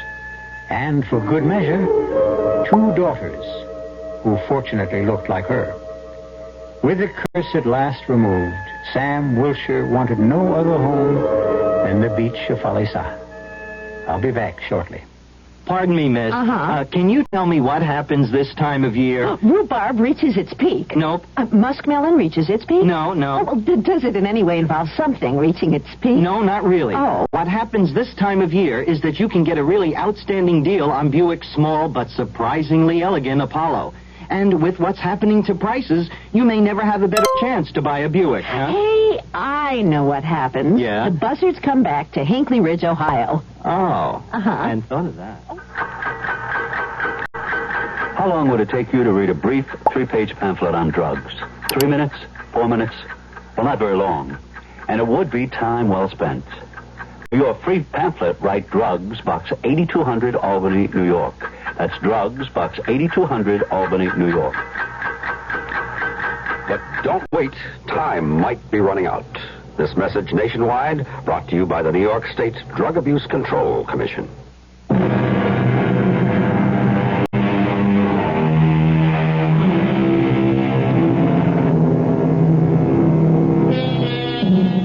This was not Sam's headstone.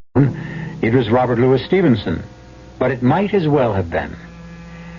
Under the wide and starry sky, dig the grave and let me lie. Here did I live and gladly die.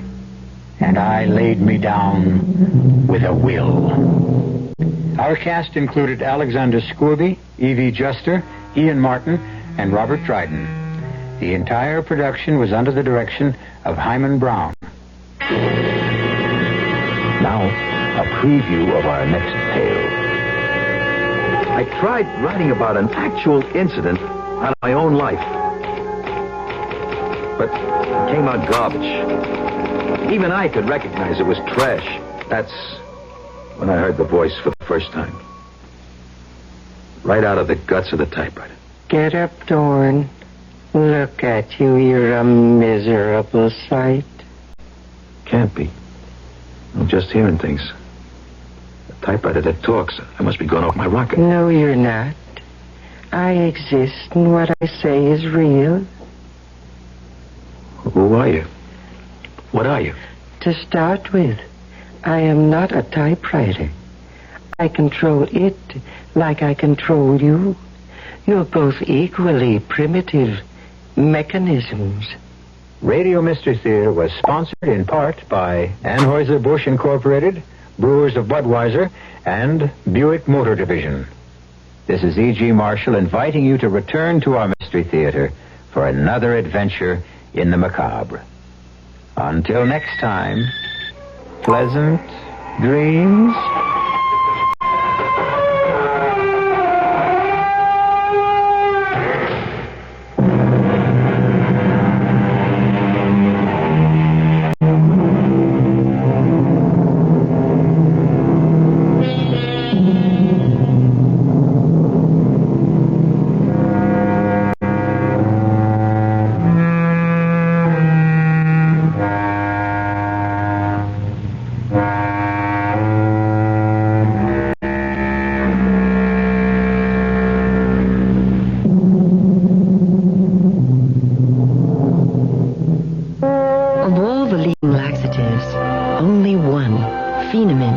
Gentle chewing gum laxative. And for a very good reason.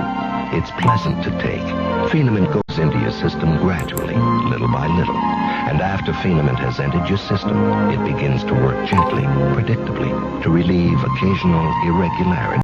Phenament, the gentle chewing gum laxative.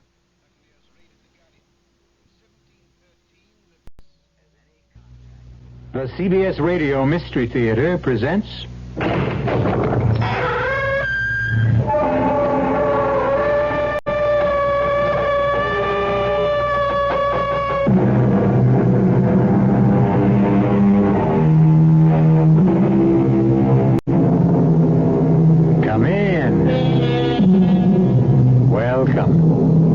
I'm E.G. Marshall.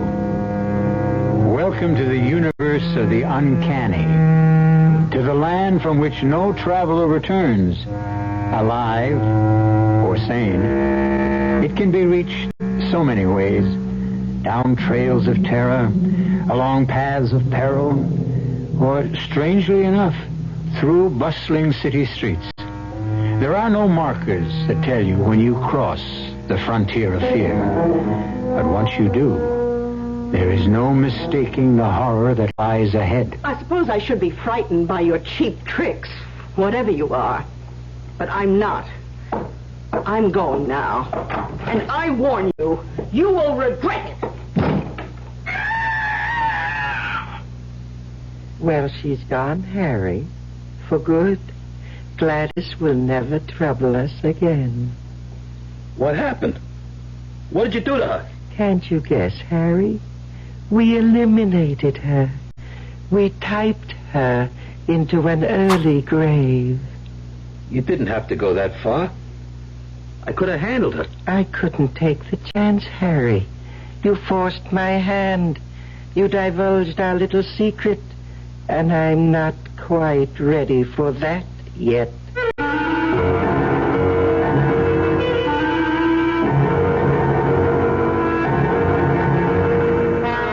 Our mystery drama, The Frontier of Fear, was written especially for the Radio Mystery Theater by Milt Wissoff and stars Jerry Stiller.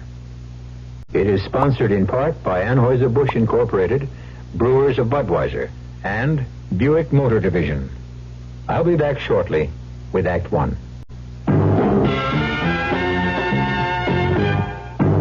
When you feel like having a cold Budweiser, do you automatically reach for a glass? Well, sure, Bud's a great beer any way you drink it. But without a glass, you're really missing something. Now take that wonderful Budweiser head of foam, for instance. Those bubbles, tiny though they are, still amount to something pretty special at the top of your glass. Taste appeal and eye appeal. Two results of exclusive beechwood aging and natural carbonation. It takes a lot longer to brew Budweiser that way, but brewing beer right does make a difference that you can taste. That's why when you say Budweiser, you've really said it all. Anheuser-Busch, St. Louis. If you wear or buy eyeglasses, you couldn't live in a better place than Dallas. Optics is right here, one of the nation's largest suppliers of glasses and contact lenses. Opticians and optometrists all over the country send them work. And now, Optics have a special plant sales room open to the public. That means anybody in the Dallas area can now enjoy Texas-sized savings on all glasses and contacts. The widest choice of quality frames, a complete choice of lenses, clear, tinted, bifocals, contacts, and the new half-weights, lenses that are half the weight of glass. Complete one-day service for most glasses, too. Full satisfaction guaranteed. Optics Vision Center, the special direct sales outlet right at Optics Plant, 2534 Royal Lane between Stemmons and Harry Hines. Open to the public Monday through Friday, 8:30 to 5:30. Saturday till 12. Come in and see for yourself. Put on a happy face at your Vision Center.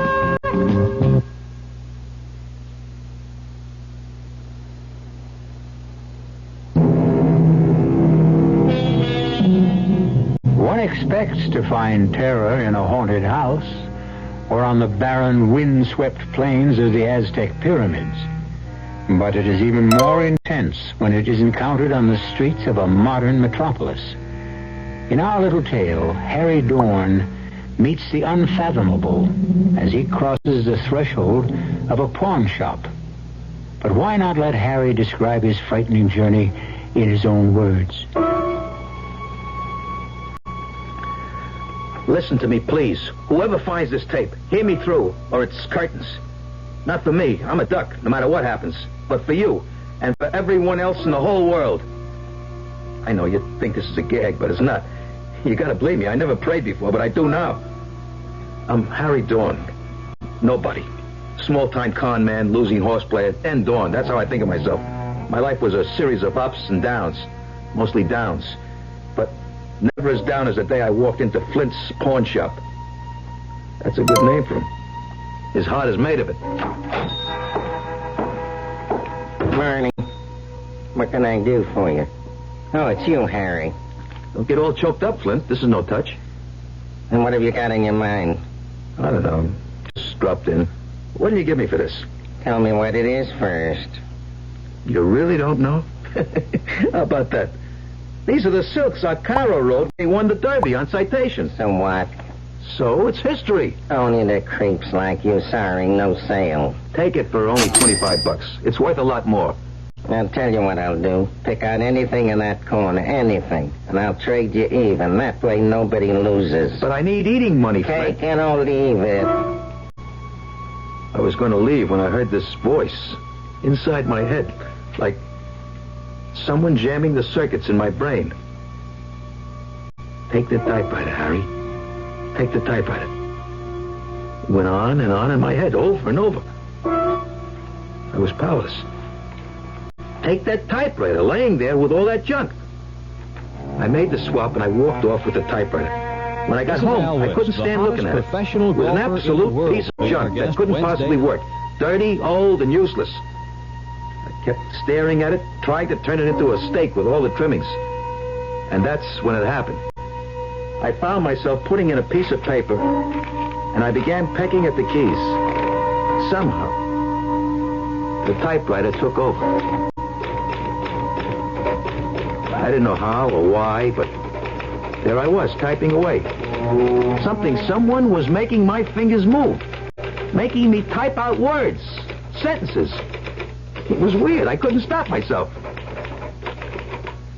Pretty soon I was banging away like I knew what I was doing. I looked at what I had typed, and I couldn't believe it. A bunch of dopey poems. I was going to throw them away when the voice I heard at the pawn shop took over again. It planted an idea in my mind. Maybe what I had written was worth something. So I trotted the poems down to a song plugger I know, and he said I was in the wrong place. Take it to Gladys Morgan, a literary agent, he says. Maybe she might dig it. And she did. Mr. Dorn, I'm so delighted you could come. Oh, please have a seat. Now, I've got good news for you. Your book of poems is most enchanting. I'm glad you liked it. How much? Now, I know you'll be happy to hear that Merton Brothers will publish your poems. The money, how much do I get and when? Oh, you poets are so impetuous and so direct. Well, I've got a small advance for you. Here. $100? Is that all? That's the best I could get. You know, poetry is a modest market. But there will be more when the book is published and reviewed. $100? I was hoping I'd hit the jackpot. Keep on writing, Harry. And you may. The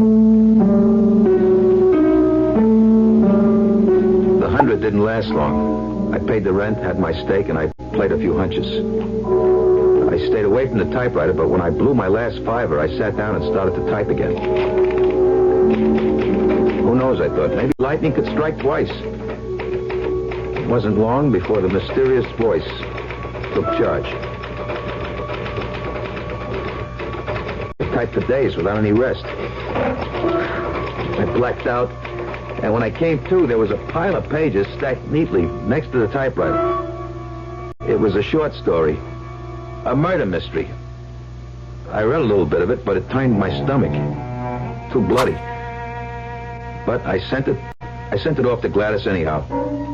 I didn't have anything to lose. Guess what? Another sale. And the bread came in like manna from heaven.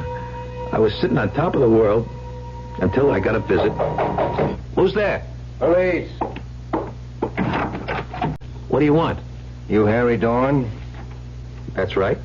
Did you write this story? Death on a side street.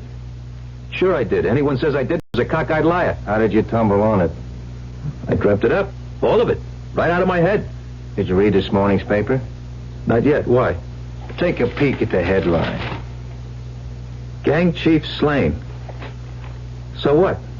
It happens all the time. Read the story. See if it sounds familiar. You had the guy killed in your story by a mortar shell, right? It's a little weird, but you gotta have a gimmick today to sell your stuff. Oh, is that right? Yeah. Well, read the item in the paper. There. See how Esposito was wiped out. A mortar shell? Mm-hmm. Isn't that something? I didn't think those bums could read. So, you're claiming they copied it from your novel, huh? Well, what else could it be? And we'll find out, Mr. Dorn. We'll find out at headquarters. One way or another.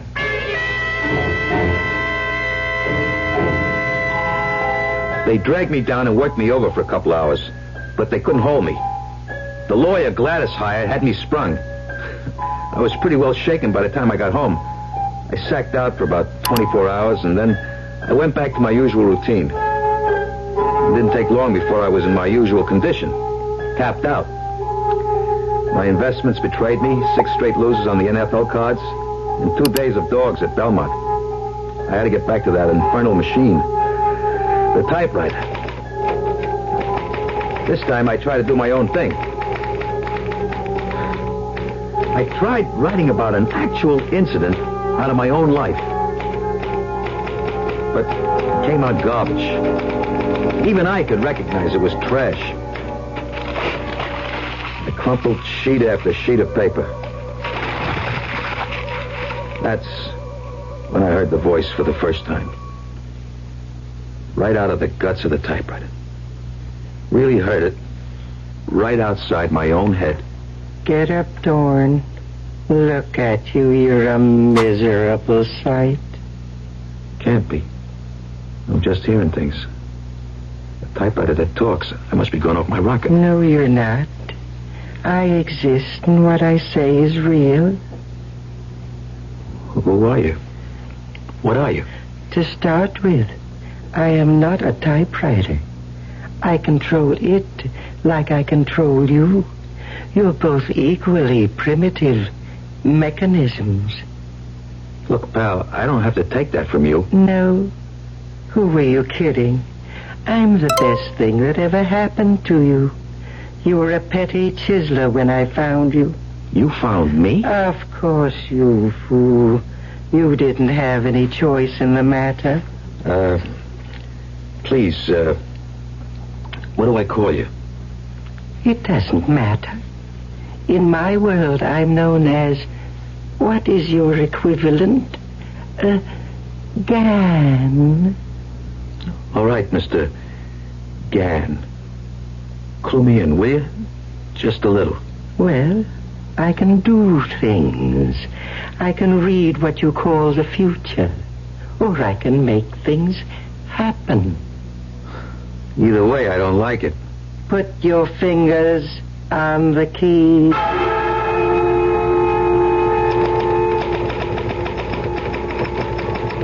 This time the story was kind of science fiction. Crazy, weird. Then the ending really got to me. A tidal wave that sweeps across the ocean and wipes out an island in the Pacific, killing every living thing. I wanted to throw the thing into the garbage can, but I was flat. So I paddled it, and sure enough, it came to pass. This is your 6 o'clock news. A spectacular tidal wave inundated the tiny island of Kunjera in the Pacific Ocean, killing more than 100,000 people. All those lives washed away because I had a gambling habit. I felt guilty as hell, and I made up my mind to get rid of the typewriter. And... Mr. Gann. What do you think you're doing, Harry? I'm getting rid of you, once and for all. I can't go on helping you slaughter people. I got a conscience, man. What's that? You really don't know, do you? Why should I? I'm not human, you know. What is this conscience? It's hard to explain. Let me see. You know, there's a good and a bad. Like, you don't squeal, or welch in a bet, or put down a friend. Well, the worst thing you can do is to kill somebody. That's when you feel rotten. That's your conscience working. But you people take life all the time. You eat other organisms. That's different. I'm talking about human life. And you keep slaughtering each other day after day. We get punished for that. Not all the time. I could see I was getting nowhere with Mr. Gunn. I was in the grip of a force way beyond me. I started to type again. Don't ask me why. I couldn't help myself. Suddenly, I heard this rapping at the door. I kept quiet, hoping whoever it was would go away.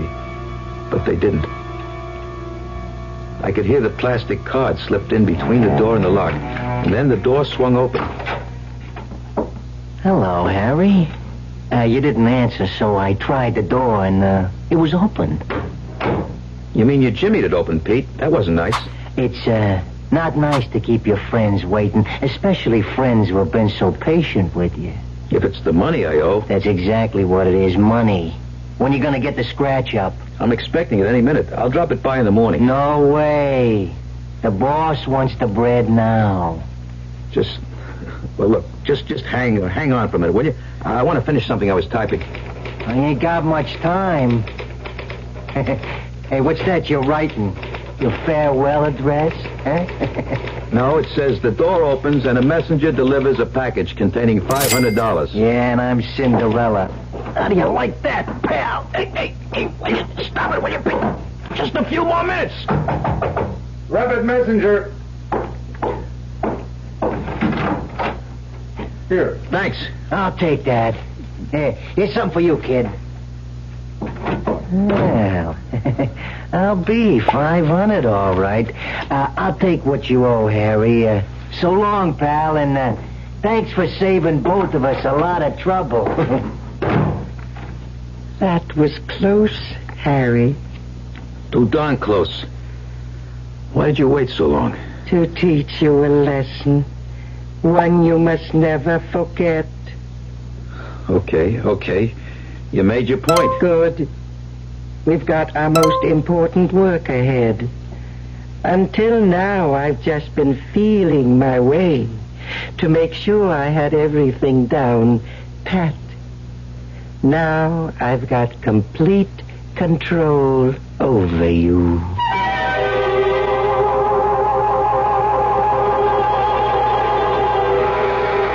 The strange voice that comes to Harry through the ether, or is it inside his head, has displayed its awesome powers. Powers that can reach across time and space, can make or unmake events. But for what purpose? We'll learn more when we return shortly with Act 2. Excuse me, madam. Oh, I'm in an awful hurry. I just wonder if you could answer a simple question for me. So do I. The question is this. What happens this time of year? Oh, that's easy. The kids get home from camp. Goodbye. Nope. What do you mean, nope? Nope. I mean, I should know when my kids get home from camp. Well, the answer I had in mind was a tad more general in scope. Well, I gave my answer. Let's hear yours. You know, I'm glad you asked. Are you? You see, what happens this time of year is that Buick dealers are giving particularly great deals on older 74 Buicks. For a family woman such as yourself, I think a neat little Apollo would be just the ticket. It's small, economical, but surprisingly roomy. And it's a Buick, so it's really quite elegant. You don't say. Now, isn't that good news? Yes. I mean, that you can get such a nifty deal on such a nifty small car. To be sure it is, yes. To be sure. By the way, where do your kids go to camp? Guam. It's a small island in the South Pacific. Guam. Whenever the summer weather has got you in a stew, you're feeling hot and sticky and don't know what to do. Gets the double deodorant feeling that's so refreshing. It's yours for sure every time you shower with a lot of Irish Spring. Cool off with an Irish Spring shower. Summer refreshment, summer protection for the whole family. Enjoy summer more with Irish Spring. Irish Spring. In the world will be our guest Wednesday night on KRLD's Sports Central Dallas show. Our guest will be Sandra Haney. On the LPGA Tour in 1974, she has won 4 tournaments. The Dallas golfer will be in our studios from 6 to 7 p.m. Our first sports question, what was the winning score in the Civitan Open last year, and who won the Civitan? Sports Central Dallas. Our guest Wednesday, Sandra Haney, right here on KRLD.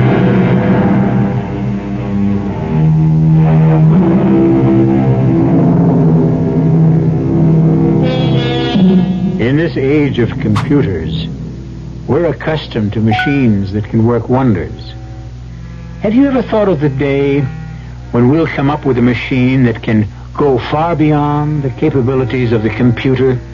One that can instead reverse the process and program man for, well, let's find out what Mr. Gahn intends for Harry Dorn.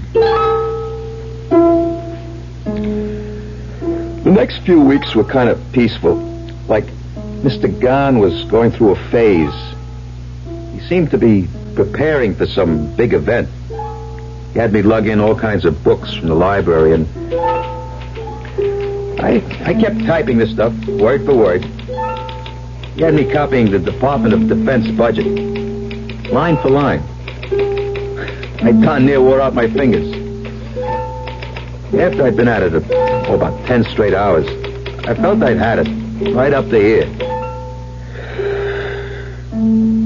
I stopped typing, and I started rubbing my fingers to restore the circulation. I haven't told you to stop. Look, pal, my fingers are numb, my nerves are frazzled, and I'm just plain pooped. I need rest. Whatever for? I guess you don't understand that, do you? Oh, well, if you must. But don't shut your eyes too long. Hold it. Why? Somebody knocks at your door at 1 a.m. You wait for them to go away. I'll bet it's them goons. Why should they pay you a visit? You've cleared your obligation to them, thanks to me. It's Gladys, Harry. Please open the door. I know it's late, but I must talk to you. Okay, just a minute. Oh, thank you. Now, why haven't I heard from you, Harry? I didn't have anything to say. I just wanted to know why you... Why I what? Why you've decided to leave me for another agent. But that's crazy. I never... Oh, don't play with me, Harry. I got your note. What are you talking about? What note? Oh, here, read for yourself. But I never wrote it. Oh, I get it. It's your doing, Mr. Gunn. You had me write it, and I sent it without reading it. Who are you talking to? Oh, poor Harry. You've been working too hard. It's not me. It's that typewriter. Hmm? Gladys, I'm going to show you something that'll knock your hat off. You think I wrote them poems and all that other junk? I believe anything you say. Sure.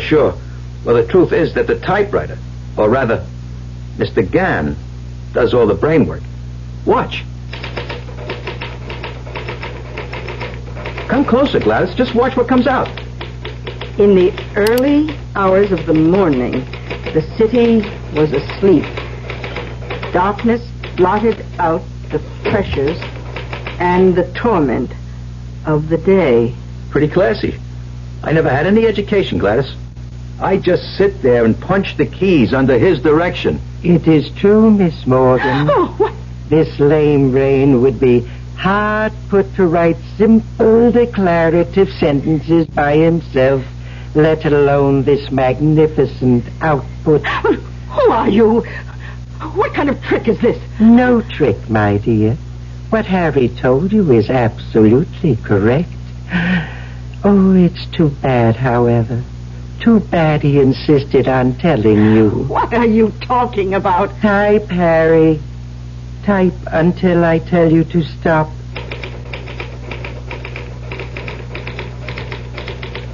I typed for a few minutes, and then... That's enough, Harry. Now read this, Miss Morgan. I will not. You may have him under your control, but not me. Goodbye, Harry. Gladys Morgan turned to go.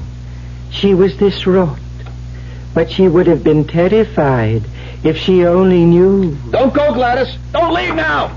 If she only knew what fate awaited her on the other side of the door. Well, she's gone, Harry. Gone for good.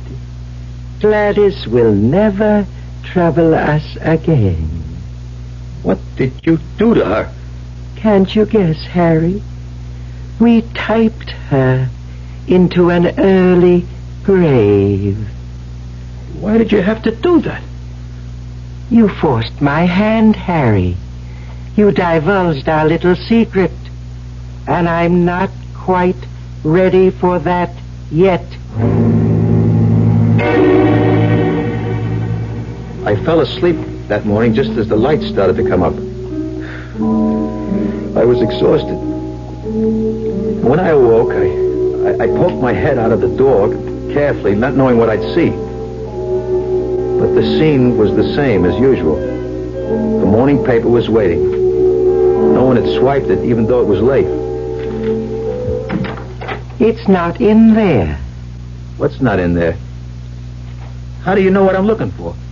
If you want to know what happened to Gladys, just ask. Maybe I don't want to know. Maybe last night never happened. Is that you, Gladys? It's the police, Dawn. Open up.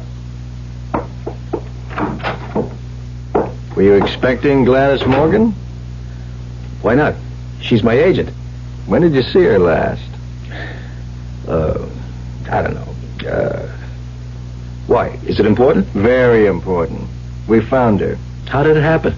I thought you might know. Me? How would I know? I haven't seen her for days. Okay, Dawn, get your clothes on. All right. I did see her last night, but only for a few minutes. She was okay when she walked out of that door. I think you better come along with me anyhow. Okay. I heard her scream after she left, but when I went out to see her, she was gone. Type, Harry, type. What was that? Who you got here? Nobody. I was just thinking out loud. Can I use the typewriter for a moment? I just got to put one thought down before I forget it. Okay, but hurry it up. The moment was tense, fraught with danger. Then suddenly the phone rang, cutting through the tension like a stiletto. It was news about the corpse. News that established beyond a doubt his innocence. Hello? Who? Yeah, he's here. It's for you, Lieutenant. Yeah. Okay. Hello. Mm-hmm. You sure? A full confession? I gave the statement voluntarily, huh? Okay, I'll be down in about 15 minutes. I want to talk to him myself. Bad news, Lieutenant? Not for you. We got a lead on a suspect. Mrs. Morgan's ex-husband. He had motive and opportunity. A cab driver drove him near where we found her body. Then I'm in the clear. So far. But don't try to leave the city until I give you the word. Understand? I wouldn't think of it, Lieutenant. Now say thank you, Harry. Thanks for nothing. You got me into that mess. You owed it to me. I owe you nothing, Harry. Remember that at all times. At least the law's off my back. You seem relieved. Sure, I'm relieved. I'm not in a pokey. You feel relieved, even though you know someone else will suffer for a crime he didn't commit. But I didn't do it either. Of course you didn't. But your information could clear him. What about your precious conscience? I don't want to get mixed up in murder. You mean if he takes the rap, as you would put it, then you're free and clear? Isn't that true? How did I ever get into this fix? Why did I ever walk into that stupid pawn shop? It wasn't a free choice, Harry. I picked you. For what? I asked you that before. What are you going to do with all that information that I've been typing? I've already told you, Harry. You'll be the first to know when the time comes.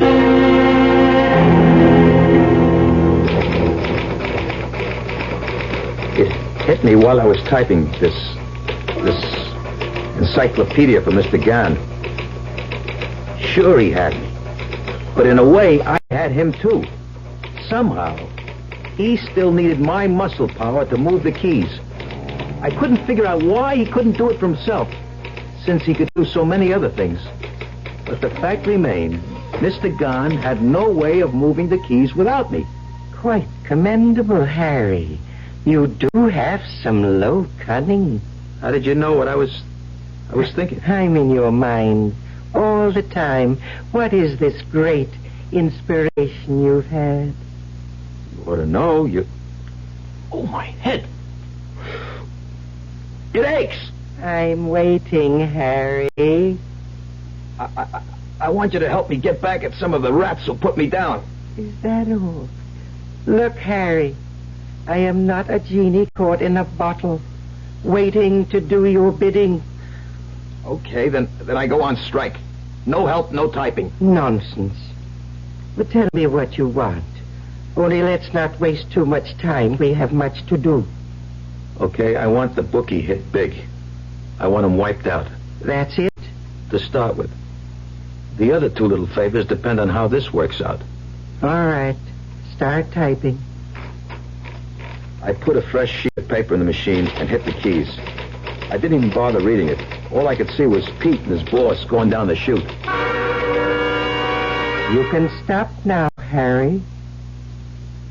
When will it happen? Go down and buy a late paper. You mean now? That quick? Okay.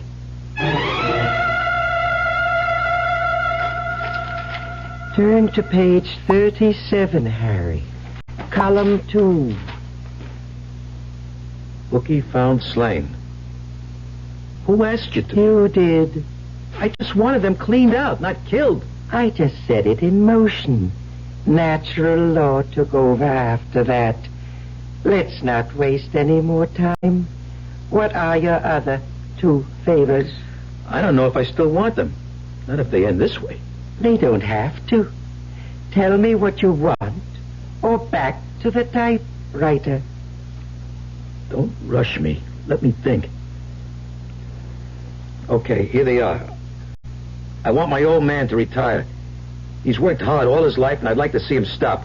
His pension doesn't start for 3 years more. Make it due now. And the other favor? My sister, she's had it pretty tough. She and her husband are just making it. It's hard on the kids. I want her to come in to some bread, enough to make life easier for them. Done and done. Just hit the typewriter, Harry. All the time I was typing, I felt myself pulling back, trying to make my fingers stop. Somehow, some way, I knew what I was doing was wrong. Hello? Yeah, it's me. What's that? No, I can't believe it. A heart attack? How did it happen?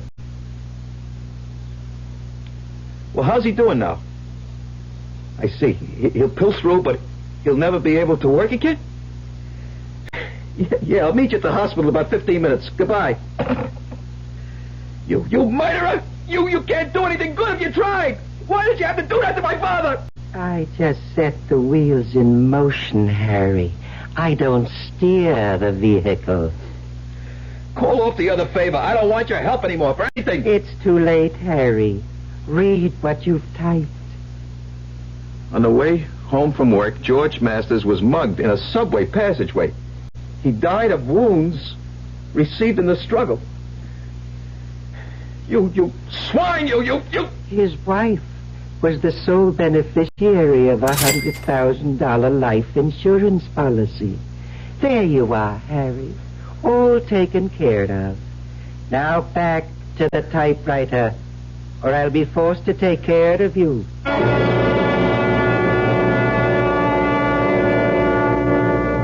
Men have been slaves of many base emotions.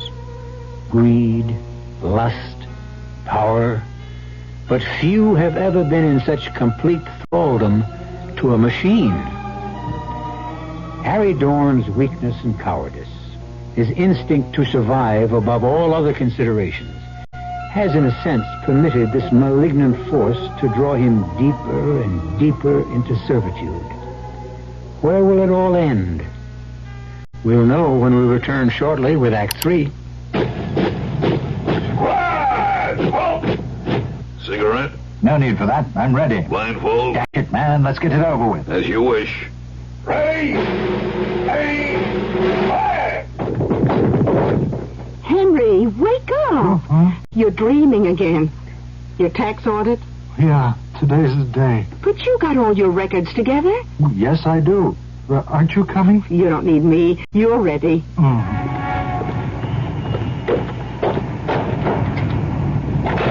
Can I help you, sir? You're here for an audit. Won't you have a seat? Thank you. Well, now, let's see. If you have good records of your income and receipts for your deductions, an audit of your federal income tax return can be easier than you think. How did it go, Henry? No problem. Nothing I couldn't handle. This message presented on behalf of the Internal Revenue Service. I'm Jill St. John. I'm an actress, and I pamper my body. That's why I kept switching underarm sprays, until I found the one that gives me everything I want. New Body All Powdery Spray without talc. It gives me the comfort of powder, yet it's almost invisible on my skin. And the deodorant, like it says on the label, is micro-encapsulated, so it keeps releasing fresh deodorant at the first hint of moisture. New Body All Powdery Spray without talc. I'll never switch again. The grand opening of the new Sheraton Safari is this weekend, and they've got a beautiful offer for your family. The Lost Safari Weekend. You'll get a room at the Sheraton Safari, breakfast and dinners, and tickets to Six Flags, Seven Seas, Sports World, and Lion Country Safari. All of this, an entire 3-day weekend for your family for only $100 flat. For reservations, call 263-4421, 263-4421, or visit the new Sheraton Safari off the Turnpike on Beltline just south of Lion Country Safari.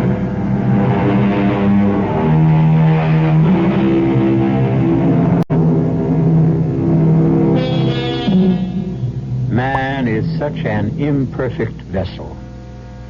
He can sell or destroy anything he holds dear, his dreams, his love, his country, even his soul. But all of us have at least a grain of nobility in us, one small flame that can, when called upon, illuminate the corner of the world we live in. Even so base and useless a man as Harry Dorn cannot extinguish this frail light. I was getting in deeper and deeper. I was losing almost all control over myself, my actions. The worst of it was that I didn't know what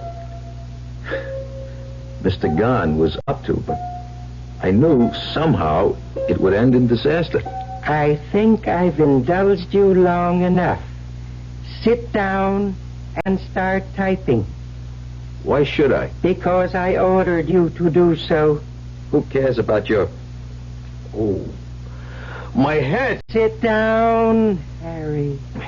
I can't. My head aches. How about that? It's gone. I feel great. Say, did you do that? Of course. Now will you sit down? I can reward or punish you.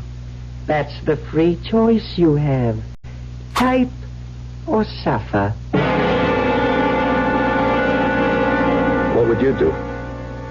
Take the carrot instead of the stick? Well, that's what I did too. So, I started to type.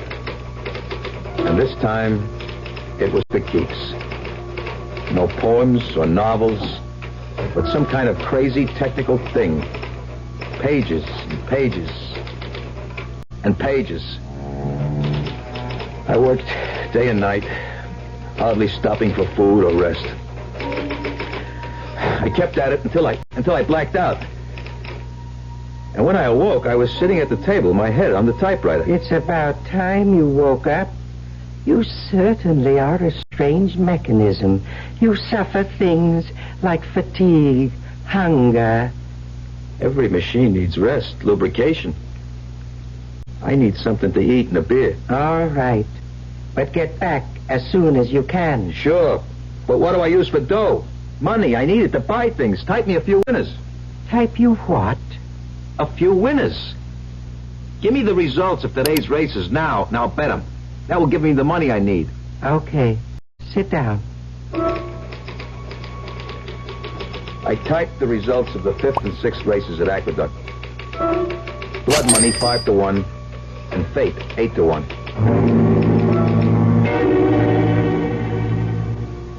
You win again, Harry. Fate 17-2. Not bad. Who tipped you? I can't divulge my source, but just remember, this is only the beginning. Sure, Harry, sure. I dig, kid. I'll be back tomorrow for more action. Anytime, kid. You're hot. And you know what they say? When you're hot, you're hot. Go for broke. Not this time.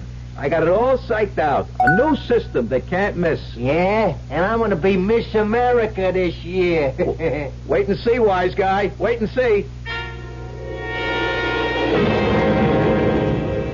It's about time you got back. What am I supposed to do? Punch a time clock? Count your blessings. I came back at all. Oh, I wasn't worried about that for a moment. Now, shall we do a little work? Why not? You give a little, I give a little. Start typing, Harry. I typed through the night. By the time the sun started to come through, I had piled up a ton of paper. It's a lucky thing the pages were numbered. Otherwise, I'd never know how to put it all together. We're not through yet, Harry. We are for now. I need a little shut-eye, and then I'll be set again. Oh, very well. But don't take too long. Don't worry. I'll set the alarm to make sure. I'm happy you decided to cooperate. What is this stuff I'm typing? Sounds screwy. Disintegrator and assembly unit. Interspatial disturber unit. Sounds like some kind of invention. You could describe it that way. Who cares? Oh, before I forget, type me out the winners for tomorrow. I mean today. I'm going to show them what Harry Dorn is made out of. I shouldn't think you'd want to do that.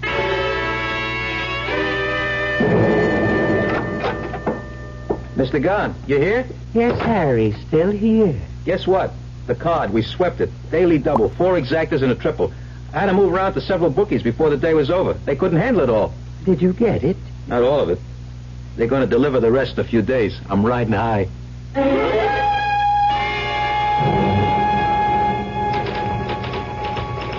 Next day, I was even feeling kindly to Mr. Gunn. I got to the table early and typed away all day. I figured I could skip the races for a few days until Pete paid me off. I was ready to fall apart when Mr. Gunn threw in the sponge. That's it, Harry. Don't tell me you're tired. Certainly not. I don't even know what the concept means. It's just that this phase of the operation is over. Great. Now I can ball it up. Is there anything else I can do for you before I hit the town? As a matter of fact, there is. Just type up a few labels. Sure. It's the least I can do. Then assemble the copies of the manuscript and mail them out. Consider it done. Now, let me have the label copy.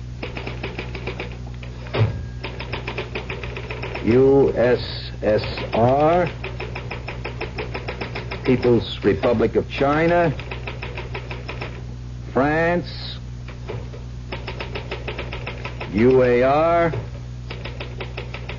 What the hell is this all about? Agents in all those countries? Yes, Harry. Agents of destruction. What are you talking about? I told you you'd be the first one to know. Know what? Do you remember all the reference material you typed? How can I forget? That was for evaluation purposes. I don't get it. We were evaluating whether your species should continue or whether you represented a menace to the galaxy. And how do we make out? Badly. The decision was to eliminate you. You can't do that. Oh, we're not going to do that. You are going to do that yourselves. You see, the manuscript you typed is a scientific textbook for weapons beyond your small scientific store of knowledge. Each one has the capacity to destroy every living thing on this planet.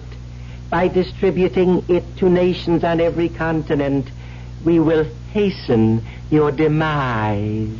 But suppose they decide that the weapons are too heavy to use. You might be leading us to permanent peace. That's possible, but hardly likely. Either way, we win. If you can make peace among yourselves, then we will win anyhow. It's all a pipe dream. I just won't mail them. I am prepared for that reaction, too. I'll just have to write you off, Harry. I've got more than one string to my bow, thanks to you. Wait and see what happens. Who's there? It's me, Harry. I got the money you won. Come in, Pete. It's about time. I've been waiting for the dough. Give it to me. Here it is, kid. 3 big ones. So long, Harry. I hated to do that, but it was you or me, and I like me better. You haven't won yet, Mr. Gunn? Who are you talking to? Get out now, Pete. While you can. Please pay attention. Oh, what's going on? Who is that? I'm getting out of here. There is $1,000 underneath the envelopes on the end table. Mail the envelopes and the money is yours. What? There will be another $1,000 waiting for you when you return with the postal receipts. A grand? Just for lugging these to the post office? Sounds screwy, but hey, the dough is real enough. Did this ain't no gag? What am I doing? Talking to the air? Well, if there's anybody here, just get the other 1,000 ready. Yeah, I'll be back. What have I got to lose?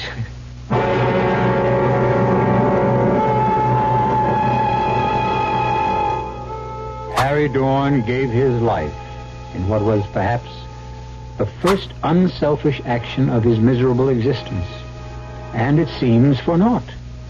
But then again, perhaps not. Just as Mr. Gann underestimated Harry's greed, he may also have miscalculated the corruption of the world's leaders. They may set Mr. Gann's sinister plans back indefinitely. At least we hope so. I'll be back shortly. Do you think a computer programmer needs the use of his legs? New York University doesn't. They hired a man who's almost totally paralyzed. Yet they'll be the first to admit Tom Clancy's one of the best computer programmers they ever had. Of course, Tom Clancy's just one person, but there are millions of men and women in this country very much like him. People who have accepted their disabilities and come through rehabilitation with skills, determination, and a sense of responsibility. Yes, Tom Clancy's got a very good job. But what about all the others? The director of vocational rehabilitation in your state has a file of highly qualified people in every field, ready, willing, and able to work. If you're not in a position to hire them, talk to someone who is. And next time there's an opening in your company, ask him to write the director of vocational rehabilitation. His office is in your state capital. A public service message brought to you on behalf of the Department of Health, Education, and Welfare and the Advertising Council.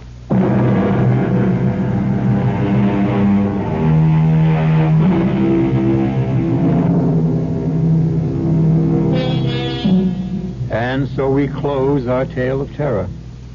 The path that took Harry Dorn across the frontier of fear was a costly one for him. He paid for his moment of greed with his life. But in the final analysis, Harry was only a straw in the wind. His entrances and exits are over. But what of us, the human race? Our cast included Jerry Stiller, Paul Tripp, Rainer Rayburn, and Bob Caliban. The entire production was under the direction of Hyman Brown. Now, a preview of our next tale. It's a matter of life and death. Life and death? Whose? Yours, I'm afraid.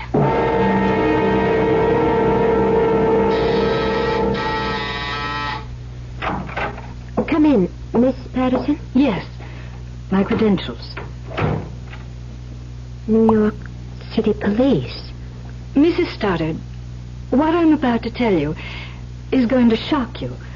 But please keep in mind that, at the moment at least, you're in no danger. Danger? At the moment? What are you talking about? Let me explain. About an hour ago, the body of a young woman, a bride, was found in her home in Shaker Heights. I just heard the bulletin on the radio. Did you? What has that murder got to do with me? She was murdered by your husband. Radio Mystery Theater was sponsored in part by Buick Motor Division and Anheuser-Busch Incorporated, Brewers of Budweiser. This is E.G. Marshall inviting you to return to our Mystery Theater for another adventure in the macabre. Until next time, pleasant dreams.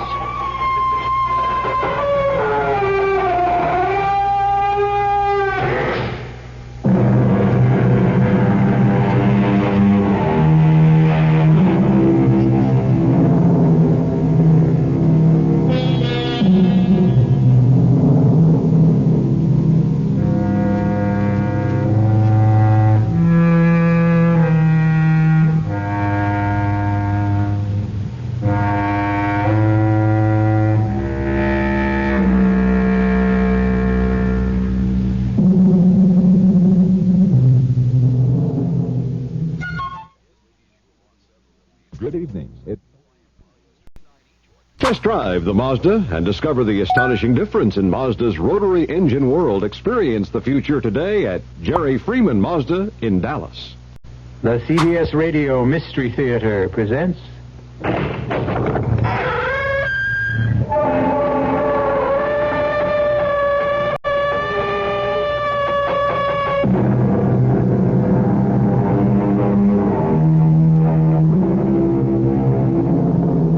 Come in.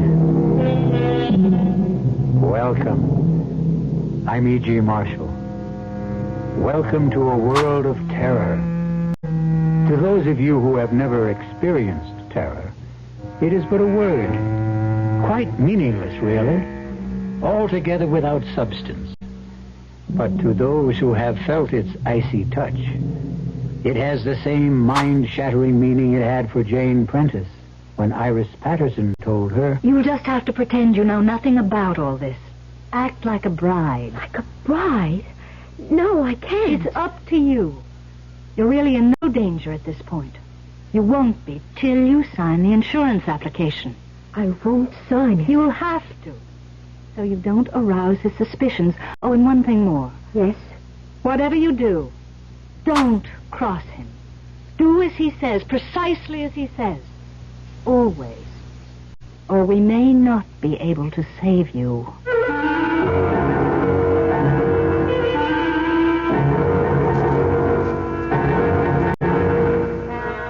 Our mystery drama, Journey into Terror, was written especially for the Mystery Theater by George Lothar and stars Roy Thinnis and Lynn Loring. It is sponsored in part by Buick Motor Division and Anheuser-Busch Incorporated, brewers of Budweiser. I'll be back shortly with Act One. Say, do you know what happens this time of year? The swallows come back to Capistrano. Nope. The buzzards come back to Hinckley Ridge, Ohio. No. Bulldogs all over the world begin to shed. Not even close. Oh. This, my friend, is the time of year when you can get a super little deal on the practical but elegant Buick Apollo. And just between you and me, it may very well be the best chance you'll ever have to buy a Buick. I could have sworn this was Buzzard Day in Hinckley. This can make your blood pressure go up. And the wish? Oh, I'd like pate to start, I think. Oui, madame. And vichyssoise. Darling. Chateaubriand, yes, and petit pois. Darling. Yes, dear. I forgot my wallet. What, again? Oh, monsieur. Yes, your blood pressure can go up, but usually it will come back down again. If it doesn't, you may have hypertension. But hypertension can be controlled. Your Heart Association advises you to see your doctor regularly. Gotcha. Now that you got rid of the mosquito, Darn mosquito really bit me. here's how to get rid of the stinging pain and itch. How? With Camphofenique. That awful itch is caused by fluid mosquitoes inject under your skin. The penetrating action of Camphofenique gets to the cause to stop the itch. Protects against infection from scratching, too. That Camphofenique really works. Camphofenique relieves the sting and stops the itch instantly. Camphofenique.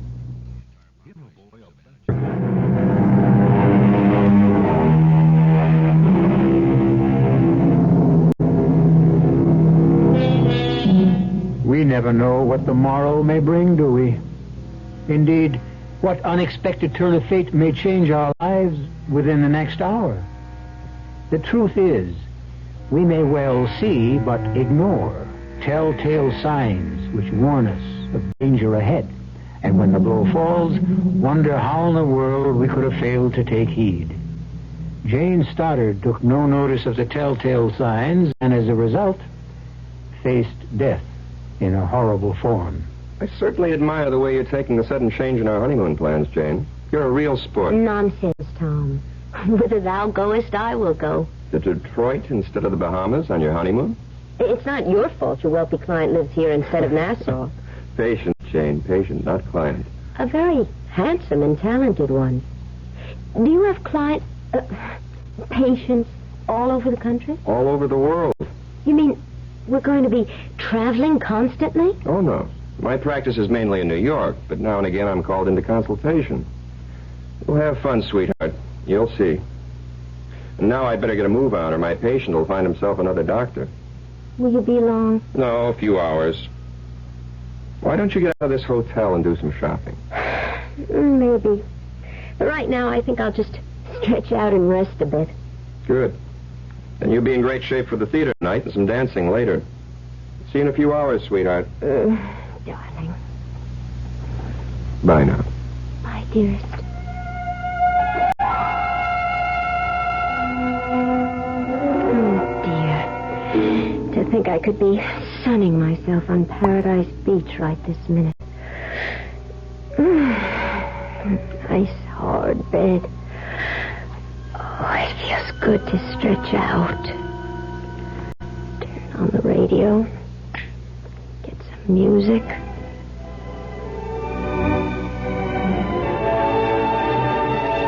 Oh, that's nice. We interrupt for a special bulletin. The body of a woman, a newly married bride, was found less than an hour ago in her palatial Shaker Heights home. According to the police, she had been tortured, then strangled with one of her own stockings. The coroner has established the time of death as having occurred about 48 hours ago. Fine honeymoon. I'm in a hotel room listening to the latest murder report. Yes? Mrs. Stoddard. Mrs. Thomas Stoddard? Yes? I'm calling from the lobby, Mrs. Stoddard. You don't know me, but my name is Iris Patterson. I know you're alone at the moment. I saw your husband leave the hotel just a few minutes ago. What is it you want? I want to come up and talk with you. About what? It's an urgent matter, Mrs. Stoddard. In fact, and please don't be upset now. It's a matter of life and death. Life and death? Whose? Yours, I'm afraid.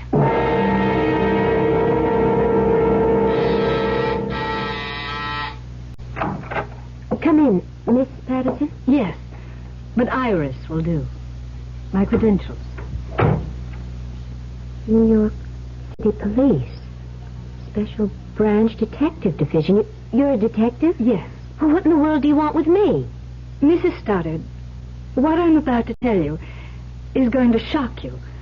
But please keep in mind that, at the moment at least, you're in no danger. Danger?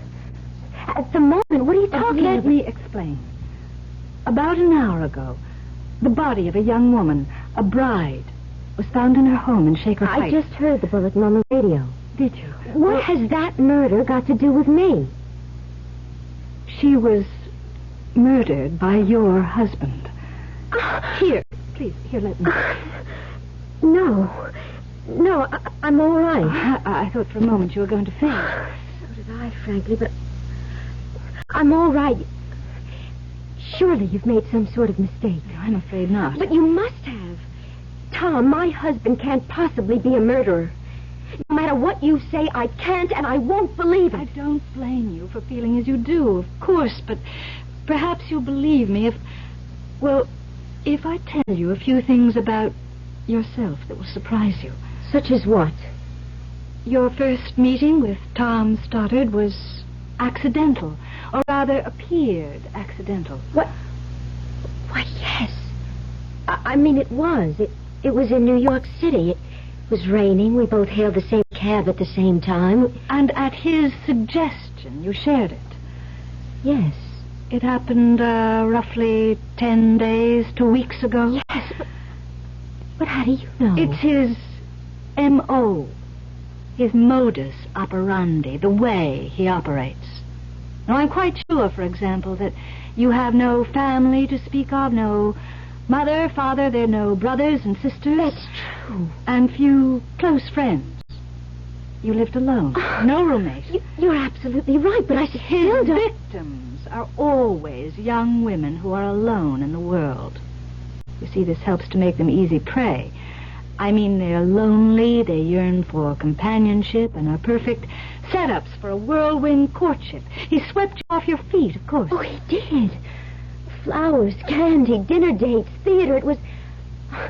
I was ecstatic, but... No. No, you can't be right. You have made a mistake.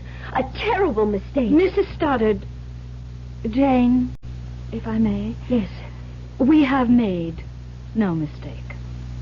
For example, what about the insurance policy? What insurance policy? Hasn't he mentioned insurance to you? No. He will. Hasn't gotten around to it yet, that's all, but sooner or later, probably sooner, he's going to want you to take out an insurance policy for a large sum, naming him beneficiary. It's unbelievable, incredible. It is true, nevertheless. If it is, if Tom is a murderer, if he did kill that bride in Shaker Heights... And a few others. Then why don't you simply arrest him? Because we don't have enough evidence. He's extremely clever. And so far, we've been totally unable to nail him with the goods. That, Jane, is where you come in. What do you mean? We want you to help us nail him with the goods. Me? You could be. The chances you are his next victim. Now, if you consent to work with us, follow our instructions, we can set a trap for him. With me as the bait? Yes. No. I couldn't do that. I haven't the nerve for anything like that. I think you have. And just remember, you're in no danger at the moment. You won't be until you sign your name to an insurance policy. But, look, wait a minute. There's one thing I don't understand. What? Tom wasn't married to that young bride in Shaker Heights, was he? No. Well? He marries his brides for money. Kills others for killing. Oh, good Lord. Now, if you'll help us, just work along with us, follow our instructions, you'll have a better chance of saving yourself than if you don't. What do you want me to do? For the time being, nothing. Except to, well, just act like a bride. In other words, do nothing to arouse his suspicions. I can't do it. I just can't. It's up to you, Jane. Of course. Now, if you feel you can't, well, you can't. But as I said, you're in no real danger now, and you won't be until he brings up that little matter of insurance. Jane, you can do it. You must. All right. Good girl. Now, one thing more. Yes? He doesn't remain long in one place. He kills and runs, you might say. Now, he'll probably suggest leaving Detroit and going somewhere else. If he does, and we're positive he will, go along with him. Don't cross him. Don't ever cross him. One false move could mean sudden death, Jane. Sudden and agonizing death.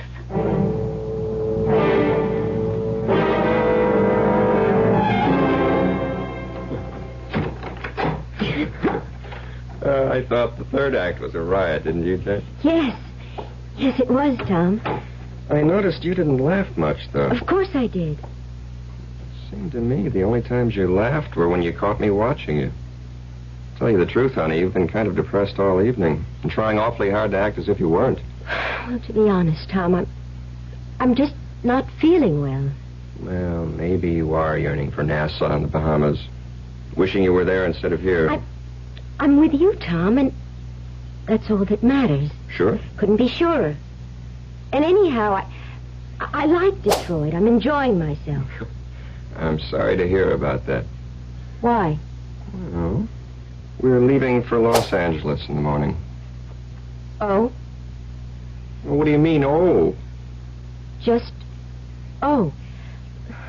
Tom, why are we going to Los Angeles? Another patient? No, I had a call from Greg Benson, a colleague, a friend of mine. He's managing the National Conference for Psychiatrists in Los Angeles. Our head speaker was taken ill, and he can't appear tomorrow evening, and Greg asked if I'd fill in. Oh, well, that's fine, just fine. You're not upset? I said it before, and I'll say it again. Whither thou goest, there go I. Hmm. And what say we head for bed? Bed? Bed. You know, that thing you lie on, close your eyes, and go to sleep? I'm not really sleepy. If I go to bed now, I'll just toss and turn all night long. Okay, then. Suppose we sit and talk about our future together. What's to talk about? Redecorating our new apartment. You said you wanted to. How much money you'll need for the household expenses. Oh, and insurance. Insurance? Naturally, I'm going to make you beneficiary of all my life policies. In fact, that's already in the works. Ed Kearns, my agent, is handling it. And he suggested, and I agree, that we ought to take her, a policy in your name, making me beneficiary. $100,000, say. Seems a lot of money. Well, I suppose it is. But let's say you're worth it. I mean, what is it? What? You went white as a ghost. Say, you are off your feed. Come on over here. Let me put my arms around you and hold you. Yeah, that's better, isn't it? Yes. Happy? Yes. You'd better be. Because you're in real trouble if you're not. Trouble? Sure. Happy or not, you're stuck with me. Till death do us part.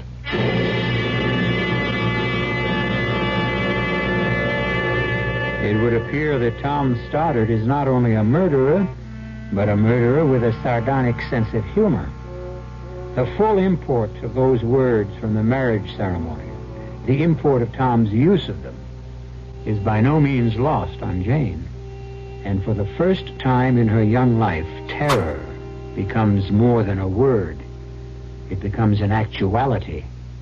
I'll be back shortly with Act 2.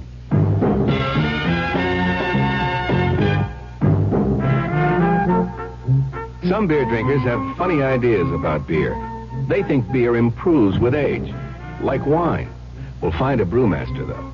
You'll find a beer drinker who knows better. The Budweiser brewmaster says it all depends on how beer is aged.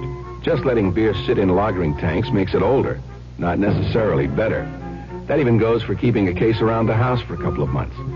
But there is one kind of aging that's good for beer, the Budweiser kind, beechwood aging. In this kind of aging, something happens. It lets all the flavor of the choicest hops and best barley malt that go into Budweiser get through to you. Sure, it takes more time and trouble to brew Budweiser that way, but brewing beer right does make a difference.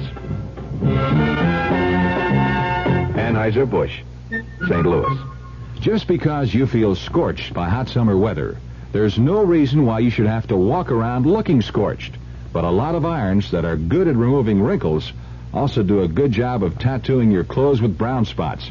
Frank Lieber here for True Value Hardware Stores, who have something to make burning and scorching a thing of the past. The new Scorch Spray Steam and Dry Iron by Hamilton Beach. It has a unique fabroscope that signals you when the iron has reached the correct temperature for any fabric, so it can't scorch or burn. It sprinkles on any setting, so you can remove those deep-down wrinkles easily. And it's self-cleaning. Cleans itself through the back and not the vents, so you won't end up with dirt, lint, or chemical deposits on the sole plate. Take the worry and guesswork out of ironing. Get the Hamilton Beach No Scorch Spray Steam and Dry Iron. It's just $9.99 at the True Value Hardware Store nearest your home.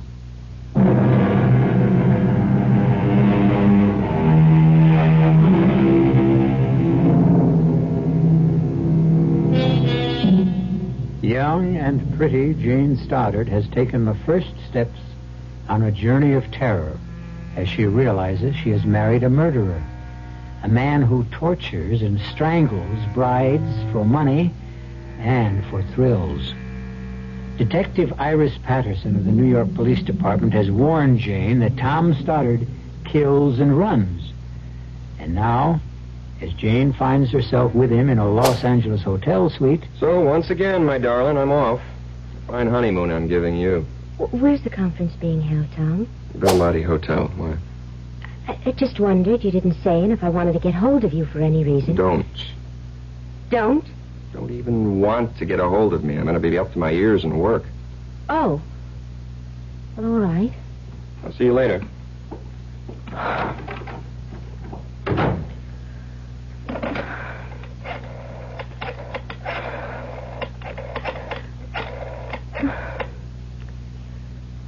Belmonte Hotel? I wonder if you would tell me, please, in what room the National Conference of Psychiatrists is being held. What? Would you repeat that? There is no Conference of Psychiatrists being held at the Belmonte? Yes. Thank you. That's what I thought you said. Oh, Jane, girl, police or no police, you're getting out of this hotel and out of Tom Stoddard's life right now. Yes? Jane. Iris. Detective Iris Patterson? Yes? Jane, I'd like you to get a taxi and meet me at the Santa Monica Pier. Santa Monica Pier? We think Stoddard may be getting suspicious. I've got to talk to you, and I'd like to do it where there's no chance of his discovering us. So if you could meet me... Iris, I'm sorry, but I'm not meeting you at Santa Monica Pier or anywhere else. That means you've changed your mind. I was packing when you phoned. I'm getting out of here. And going where? Back to New York. Don't do that, Jane. Why not? Because he'll follow you. Wherever you go, from here on, he's going to follow you because... Listen, Jane, there's a lot you don't understand, and I ought to explain. You can't run away from Stoddard. If you try, you'll be sealing your own death warrant. Jane, please, for your own safety, meet me at Santa Monica Pier. If you still want out after that, okay. All right. I'll meet you. When? Half an hour. I'll be watching for you.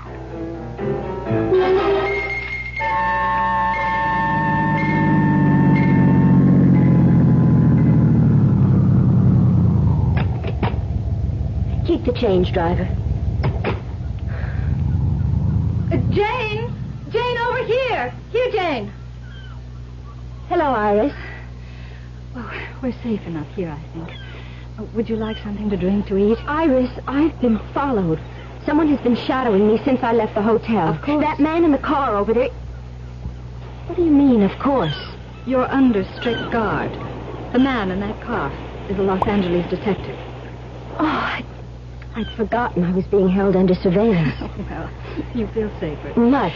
Well, you're half an hour late, though. What happened? Iris, I'm sorry, but... Well, you won't believe this. I couldn't find the pantyhose that go with this dress. I hunted high and low, and What's the matter? Nothing. Nothing. Iris, there is something.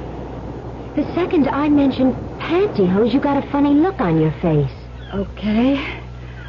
I wanted to keep it from you. No sense alarming you unnecessarily. Jane, there's been another murder. Here in L.A. A bride strangled with a pair of pantyhose after being tortured. No. Iris, that does it. I'm getting as far from Tom Stoddard as I can. Jane, another girl who married Tom Stoddard became afraid of him, left him, and tried to hide from him, and... Well, it took him 2 years to find her and kill her. But he found her, and he killed her. No! The simple truth is your safety lies in our arresting Stoddard with enough evidence to put him behind bars for life. Now tell me, Jane, has he mentioned that insurance policy yet? Yes. Last night in Detroit. He wants to take out a $100,000 policy on my life with him as beneficiary. You didn't sign anything, an application for the insurance? No. Well, then you have nothing to worry about. Until he asks you to sign, you're relatively safe. Relatively. Don't worry. Safe enough. Iris, what did you want to talk about? Well, the next step is getting started with the goods. By this time tomorrow, unless we miss our guests, you'll be in Miami, Florida. What? Where... Now, look, I'm going to lay this on the line, Jane, and I want you to understand clearly what you're in for. Where we want to catch Stoddard in the act. The act of murder? Of murdering you. To be precise, the act of attempting to murder you. He won't succeed, of course, because you'll be surrounded by police. Of course. I mean it. Now, the reason we feel sure he'll be heading for Miami, probably tomorrow, is because that's where the original murder took place. The original murder? Yes, here's the story. You see, nearly 5 years ago, Stoddard fell in love with a gorgeous... well, sex pot, madly in love. They met and they married in Detroit, came here to L.A. on their honeymoon, and Then went on to a beach cottage a few miles north of Miami Beach. Why did he murder her? All right, I'm coming to that. Stoddard had to be away for 24 hours or so on business, and he left his bride in the cottage. But then he changed his plans, you see, unexpectedly, and came back to find her with another man. He killed the man first. Then he spent hours torturing his bride before he killed her. I don't get this. If he killed this woman in Miami, and you know he did, how come he's still free? How come he's not in prison? He was, for more than 3 years. He got off with a reduced sentence on a plea of temporary insanity. I see. Only as we see it, and have every reason to believe, he's still insane. You really mean it when you say if I try to go somewhere he can't find me, he'd still find me? He'd still hound you until he does find you, yes. Then I have no choice, have I? I don't think so. All right, Iris. I'll go along. What else can I do?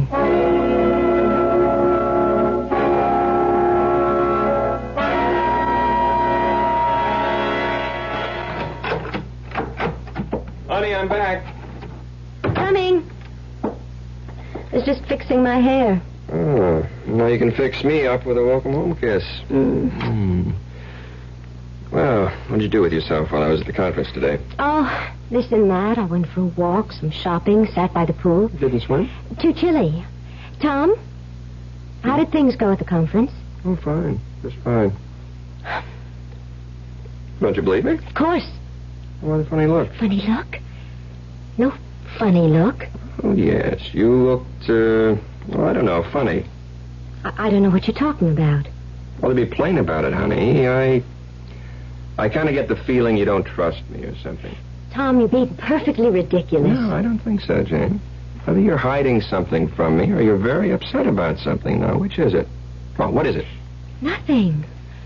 Honestly, Tom, nothing. Jane, there is something. Now, what is it? Let's have it. Tom, really.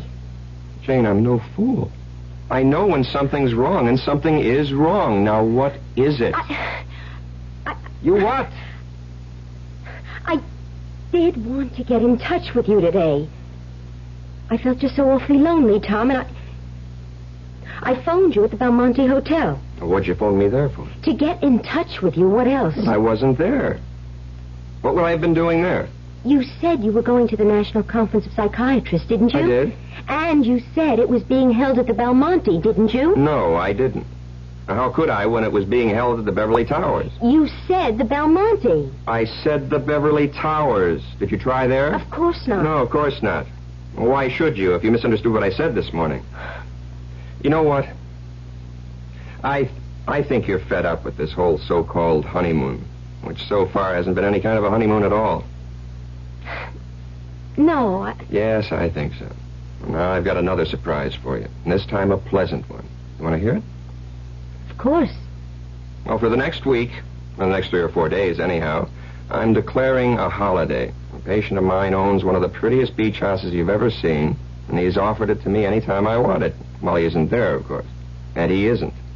And that's where I'm taking you tomorrow, for the duration of our honeymoon. Where is it? It's just north of Miami Beach. And this time tomorrow, you're going to be there. Oh, we haven't been here even a full day. And I've never seen Los Angeles before. We'll come back another time. But we're here now. Oh, Tom, there's so many things I want to do. Visit the movie studios, Disneyland. We could run down to Capistrano. Jane, please. I don't want to argue about this. I mean, frankly, I don't understand your attitude. Here, finally, I can take you to a really beautiful honeymoon spot, and you don't want to go. I don't get it. It's just that... It doesn't matter. We'll go. Of course we will. Unless... You haven't some other reason for not wanting to go, have you? Other reason? Other than wanting to stay in Los Angeles. Why, no. What other reason could I have? That's what I asked you. There's nothing wrong, is there? No, Tom, of course not. You sure? Tom, you're hurting my arm. Well, I'm sorry, honey. I'm sorry. I wouldn't hurt you for the world. Kill you, maybe, but not hurt you. Kill me? Oscar Wilde, I think, said, each man kills the thing he loves. And if that's so, considering how much I love you, sweetheart, you haven't long to live.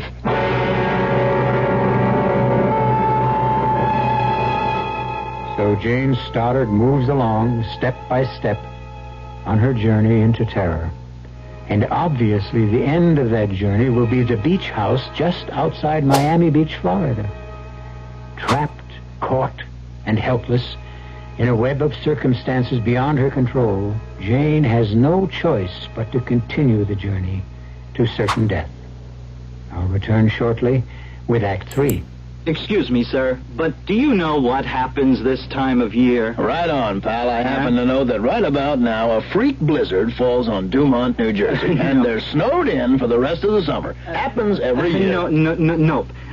You see, what happens this time of year is that you can get a particularly good deal on what is perhaps the most luxurious mid-size car on the market, the mid-size Buick Century Regal. Well, what good's a car when you're hopelessly snowed in? Well, that's a point. Spruce and maple trees give us the violin.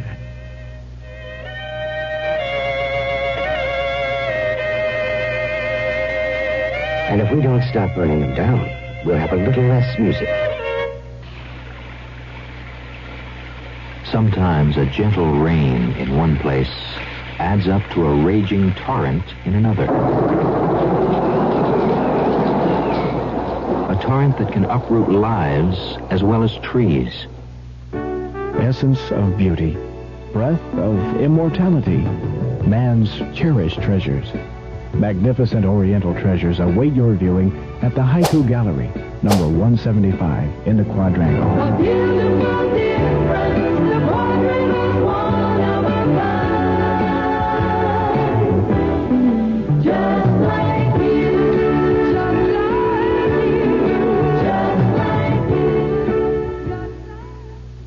What do you tell a husband who comes home and says, I just don't know about a vacation this year?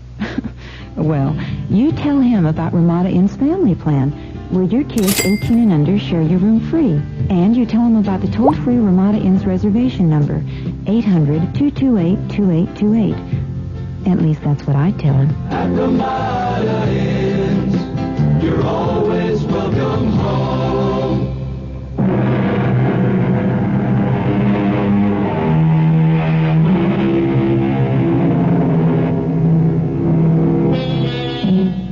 How strange, how inexplicable are the workings of fate. How curious, too, that the fearful things that happen to others we never consider may happen to us. Could we, any of us, ever find ourselves married to a murderer, as Jane finds herself married to Tom Stoddard? Seems hardly likely. Might we one day realize we are headed for sudden death and powerless to prevent the inevitable? Scarcely possible. Well, Jane once thought so too, if she thought about it at all. But now, with a murderous husband at her side, she flies toward Miami Beach, Florida, and death. Jane? Sweetheart, what is it? What, Tom? I don't... You seem so tense. No, nervous maybe. Flying always scares me a little. Well, soon landing in Miami, so relax. I'll try. Oh, Kearns, my insurance man, sent me that application in L.A. I got it right here. Application? You know, the insurance policy I'm taking out on your life. Now, here's a pen. You can sign it now. Now shoot it back to Kearns from Miami Beach. Well, sign it, honey. Yes, of course. Good. That takes care of that. Oh, mind if I settle back and catch 40 winks? Of course not. I'm going up to the ladies' room. Okay.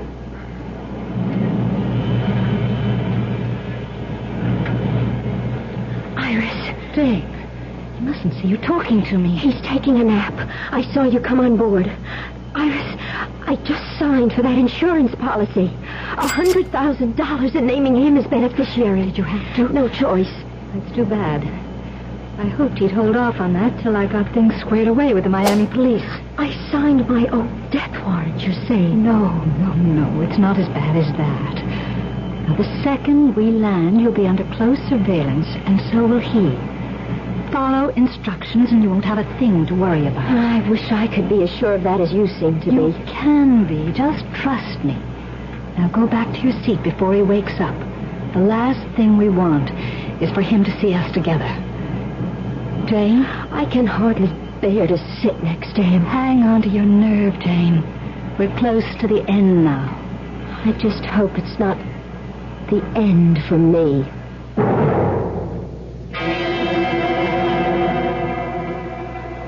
Well, what did I tell you? Beautiful, isn't it? Yes, only it does seem rather isolated, Tom. It is. That's one of the things that make it perfect for a honeymoon. That and the beach and the water out there. What more could a bride want? Except, of course, her husband. Tom, please. Jane, what? I'm just not in the mood at the moment, that's all. Well, I was feeling guilty about going off in the boat to fish for a few hours. But since you obviously don't love me anymore... Of course I love you. Of course you do. And I can't blame you for being a bit out of sorts. All this traveling. I've hardly given you a chance to settle down. Well, okay. I'm off to do some fishing. You can be alone for a few hours. Give you a chance to relax. Let's have a kiss for good luck.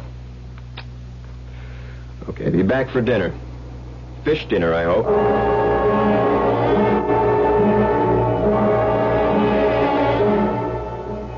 Jane! Oh, Iris. Thank heaven you're here. Tom's gone fishing. Yes, we know. We watched him leave in the boat half an hour ago. We? Myself and 2 detectives assigned to the case. Now, look, Jane. I've got something to tell you you're not going to like. Just try to keep calm, will you? Yes. All right, here it is. We're quite sure, Detectives Allen and Barney and I, that Stoddard will attempt to kill you tonight.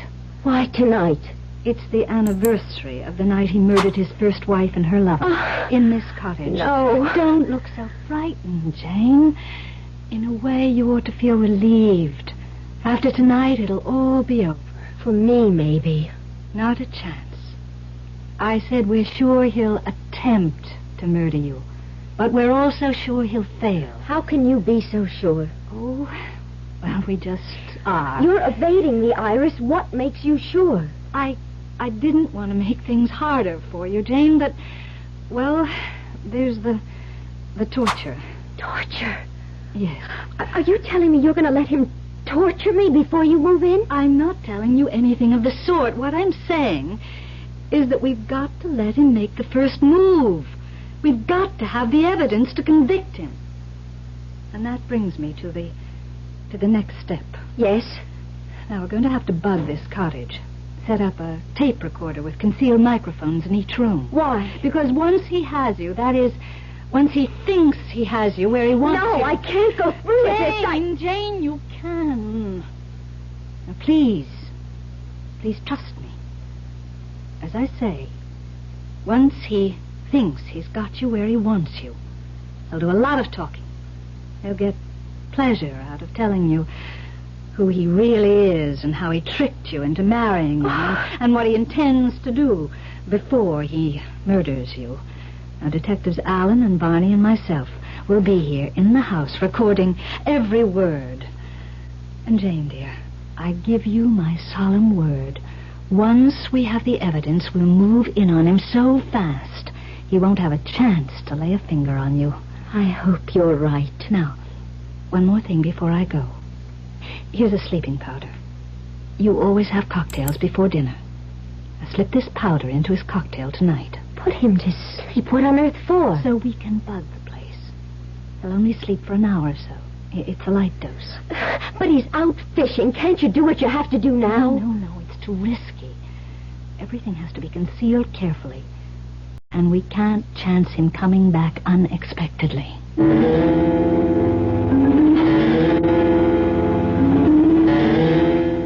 Home as a sailor, home from the sea, without a single fish to show for it. Oh, Tom, no luck? Oh, lots of it. All bad.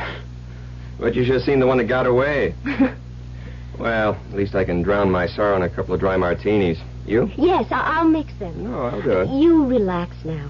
I've been doing it all afternoon.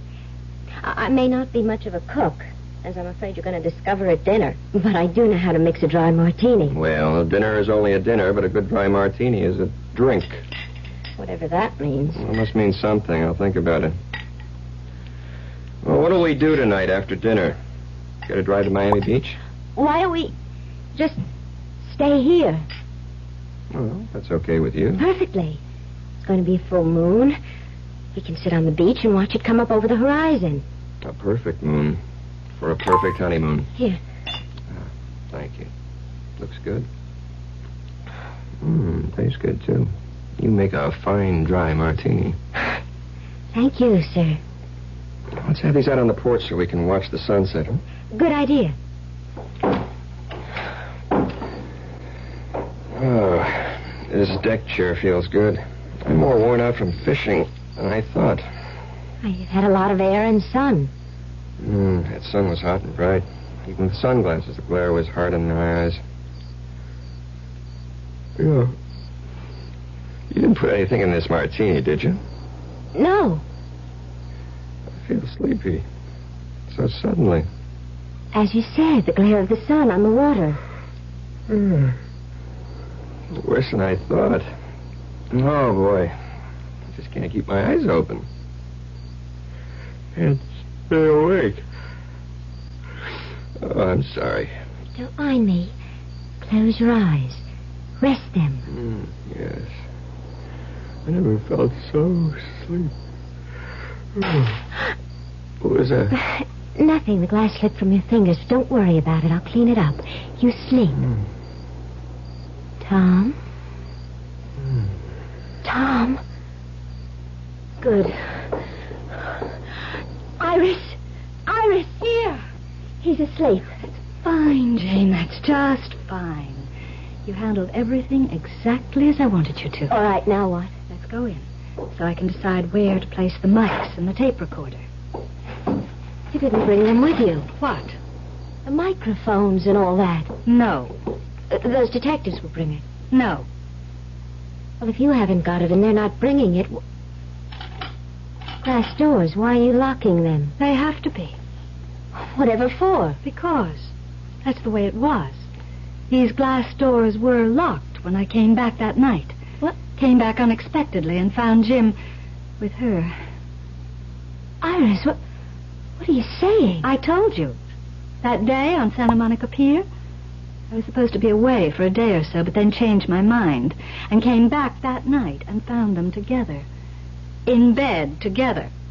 I killed him, but I tortured her. Iris! Put her through the hell I would go through later, thanks to her. You? Yes. And now you. You'll go through the tortures of the damned. Like the bride in Detroit, in Los Angeles, and finally here. You tricked me from the first. Tricked you? Why, you little naive fool. It was no trick at all. My only problem was that husband of yours asleep out there. Trying, always trying to be one jump ahead of me. And sooner or later he'd have succeeded. Tom was after you? Has been. Since I escaped from the asylum. No. You don't know who your husband is? Well, of course you wouldn't. You hardly know him at all. He's not just a psychiatrist, my dear. He's a psychiatrist with the New York Police Department. Oh, poor fellow. I escaped on the very day he married you. The police needed him. They needed him badly to figure out where I'd go, what I'd do, and he did figure it out. Only he was always just one step behind me, not one step ahead. This makes no sense. The day I met you on the Santa Monica Pier, I was followed. I was. The man in the car following me, you said he was a detective working with you. With your husband, silly. No. Not me. Yes, you were being guarded, tailed every way you went. But not by me, by your husband. Why didn't they catch you? You and I sat there on the pier. That man in the car couldn't do a thing without endangering your life because I had this. And could have plunged it into you the minute he made a move. A knife. Long enough to reach your heart. Sharp enough to do to you what I did to her. No. Before I strangled her. Slowly strangled her. No! Oh, please! Stand still. Oh, don't back away. Yeah, that's all right. Move back. Just keep moving back into that corner where I can get at you with this knife. Where I can start working on you. A little cut here, a nick there, a stab in just the right place, making it last. The torture, making it last as long as... Don't move! Iris, don't move! Just don't move. Now drop the knife. Oh, Tom, I put a sleeping powder in your drink. A drink I threw away when I said I'd join you on the porch. Yes, Iris, I have been one step behind you. But this time, thank God, I've been one step ahead of you.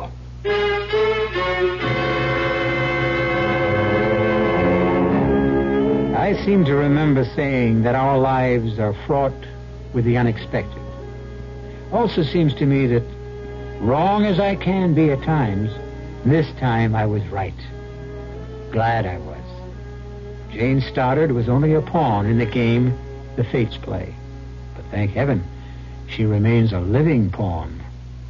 I'll return in a moment.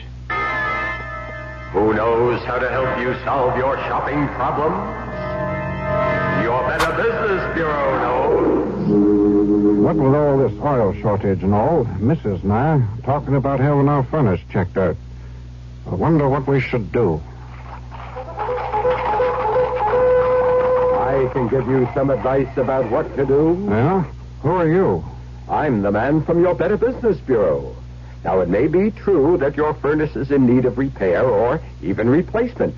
But don't be rushed into such a decision. Shop around. Get 2 or 3 estimates. Don't sign any contract until you have read and understood it thoroughly. And if the installation requires alterations to your home, be sure a permit has been obtained if required. And don't sign a completion certificate until that work has been satisfactorily completed. Just another tip from your Better Business Bureau. Once upon a time, there came to pass a new law, and great changes came over the people. They were happy and busied themselves at work they enjoyed. They were kind to the earth, and it gave back to them. No one had to lock doors or put fences around their land. Everyone had enough to eat. The sick and the aged were cared for. The people stood proud and tall. In the land of make-believe, there were no poor. The Campaign for Human Development is working to make the same thing happen in our real world. Campaign for Human Development, United States Catholic Conference.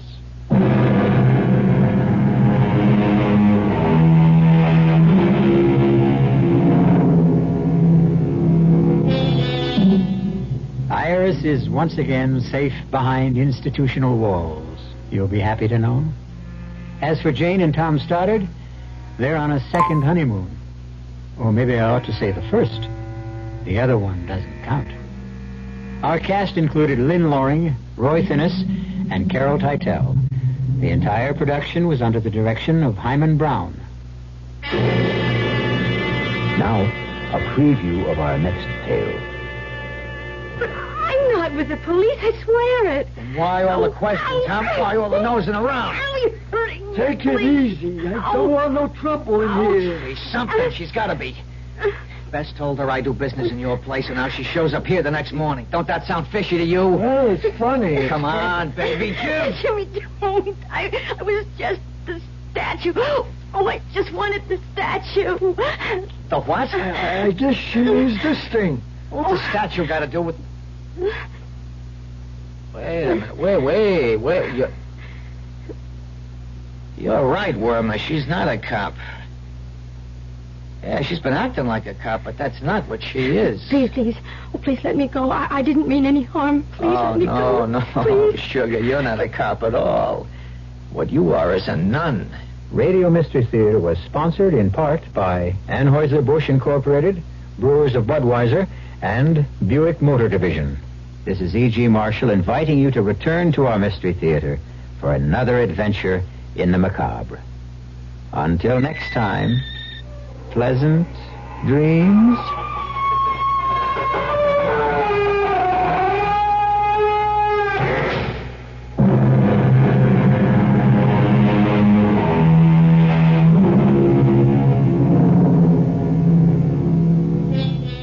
We have a telephone call to a lady in Vermont. Hello? Hello, Mrs. Faga. Yes, it is. My name's Jim Ladd, and I'm calling up people who own Honda Civics.